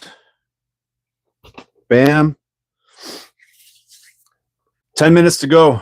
All right, I'm going to call the build right there. Maybe I'll play around with some tires, but 10 minutes left. We'll wind down with a 10-minute hangout. So shoot the breeze a little bit. Yeah, maybe I'll put these down actually. Yeah, 10 minutes to go, guys. Q&A, I'll open up the floor. You guys have any questions? You want to talk about any kits that are back there? First come, first served. Shoot. You still have a man cold? Yes, I do. Still crying about it? Yes, I am. Let's see that Land Rover. My email? If you go to my YouTube, it's in my About page. It's poorboysrc78@gmail.com. Land Rover, I'll do some more videos on that. I've got to do some work on it today. So I do have a short. If you go to my shorts feed, I put up a quick video when we went camping last year. You'll get some good shots of it.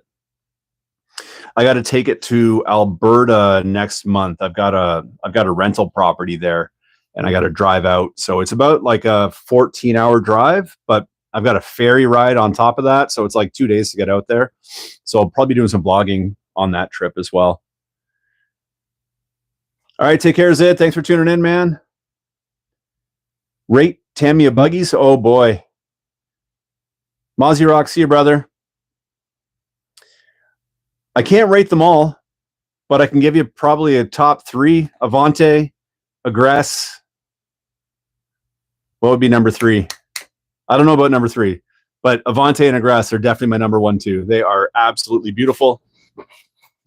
Oh, Top Force Evo. Avante, Aggress, Top Force Evo. 100%. TRF, I've never owned one. Got to get one. Thanks, Mark. Thanks for contributing, man.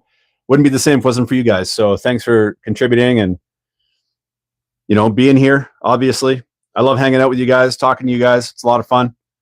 So yeah, we'll do this. I think we'll do it every other Saturday. Hey, I think that's good. That way we get a bit of a break. Gives me a bit of a break on Saturdays too, so I can clean my house and do adult things. What made me start a YouTube channel? I did it for fun. I just, I always tell people don't look at my old videos, but if you ever do that, look at my first video. It's like the worst thing on the internet. It's absolute garbage. Like my first 100 videos were absolute garbage, but I just kind of did it for fun. I just wanted to do it. I was watching Mateo's RC movies, and I loved his cinematic RC films, and I wanted to make those. I just didn't know how to do it. So I started YouTubing, and one thing led to another. Craig, you're here. We're right about to shut down.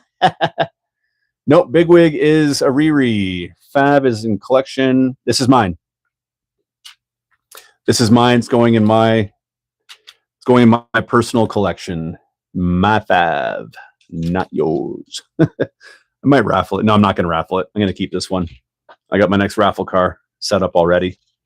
Actually, the next raffle car is, where is it? It's right here. This will be built soon. This is our next raffle car, just so you guys know. That is coming out. I'll build it up on the channel. I'll build it on the channel. The wife's going to paint it with her automotive paint. Put the decals on. Excuse me. Sorry, guys. Put the decals on. Clear over top, just like with the Lunchy. Make it up real nice. Yeah, it'll be awesome.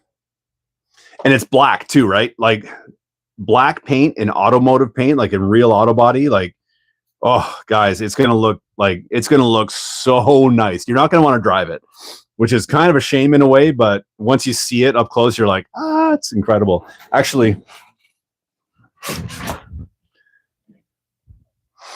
I chose that one because she did mine. So this has been painted in auto body. It's got a layer of dust on it, but you can see the reflection on that paint job. That is not a normal paint job. It looks so good. Ziggy, this is RM, not PPG.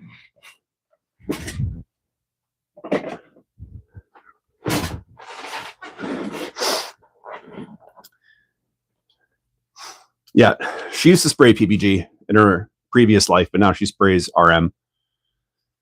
So yeah, RM was what went on the lunchbox. That's what's going to go on the next Blitzer Beetle. I've got a nice motor here for it. Got some ball bearings coming in. I think they'll be in next week. So I'm just waiting for those to come in to build it. And then, yeah, we'll build it up on the channel and raffle that one off too. The lunchbox was a big success. So thanks to all you guys that bought tickets. You know, raffle has become a revenue stream for a lot of YouTubers. You see a lot of guys doing it. I mean, Talbot had like an $8,000 raffle, like all these, you know, Traxxas X Maxes, Mini Max, Standard Max, whatever, all that Traxxas stuff. But it's a good revenue stream, and I think there's a misconception. People think that if you're on YouTube, you must be making millions of dollars. It's not always the case. It's definitely not the case with me.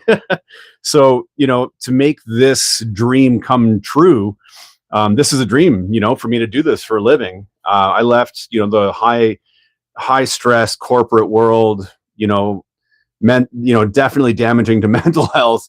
My physical health was deteriorating. I'm coming up to 50 and I just didn't want to live that life anymore. I had to make a decision. Sometimes the universe just throws a decision at you. That's what I consider when my back gave out on me. I broke my tailbone when I was 12. I was in a bad car accident in 2018 that damaged my neck. They want to fuse my neck, which I'm refusing to do. And then my low back went. So I was like, I'm this close to being in a wheelchair, like when they look at my x-rays, they're like, how are you still walking around? So I consider that a blessing. And I said, life's too short. I'm going to do something I love. And that's why I'm here. So, raffle is a great way to make a few bucks to help, put food on the table and pay the mortgage. Right. So I appreciate you guys buying tickets, and it's proven to be a great platform. So you see a lot of guys do it. You have to have a good following. Like if you have 100 followers, it's not going to work for you.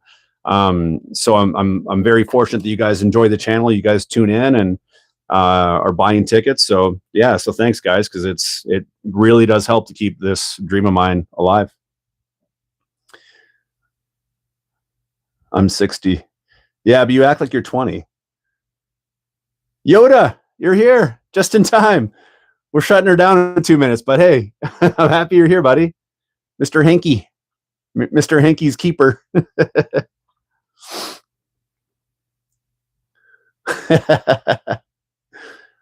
Russ hit 50 this year.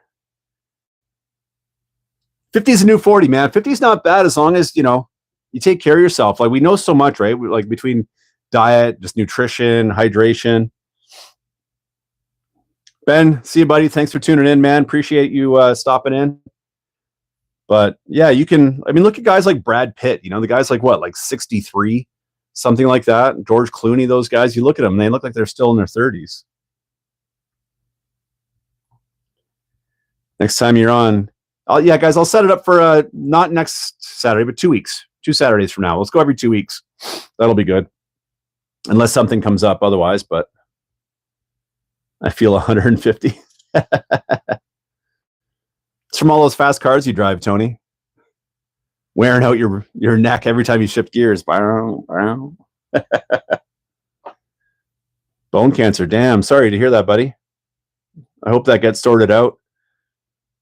That can be a very aggressive form. So I hope you're well. I hope you get that dealt with. And yeah, that's brutal. Cancer's such a bugger, man. Like I said, I lost my mom to it many years ago, and since then it's always been like in the back of my head, right? Like what if? And you look at like the ultra processed foods and stuff that we eat and all these contributing factors to it, and just sedentary lifestyle, all the jazz. So it's like the older you get, the more important it is to just, man, do everything you can to fight it.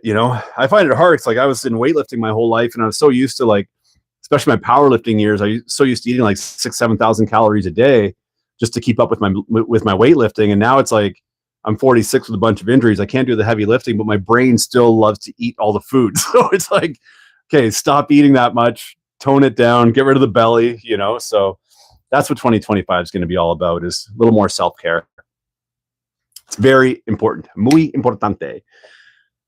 So that's it, guys. That's 3 hours. Let's leave it on that note. Hey, shall we? Thank you all so much for watching, guys. You're the best. We'll do it again in a couple weeks. If you guys have any questions on the fast attack or any other builds, you know how to get a hold of me. Poor Boys RC Facebook group. You can email me, poorboysrc78@gmail.com. Yeah, all the stuff. Hit a like if you enjoyed the episode. And yeah, I really appreciate you guys hanging out. This is fun.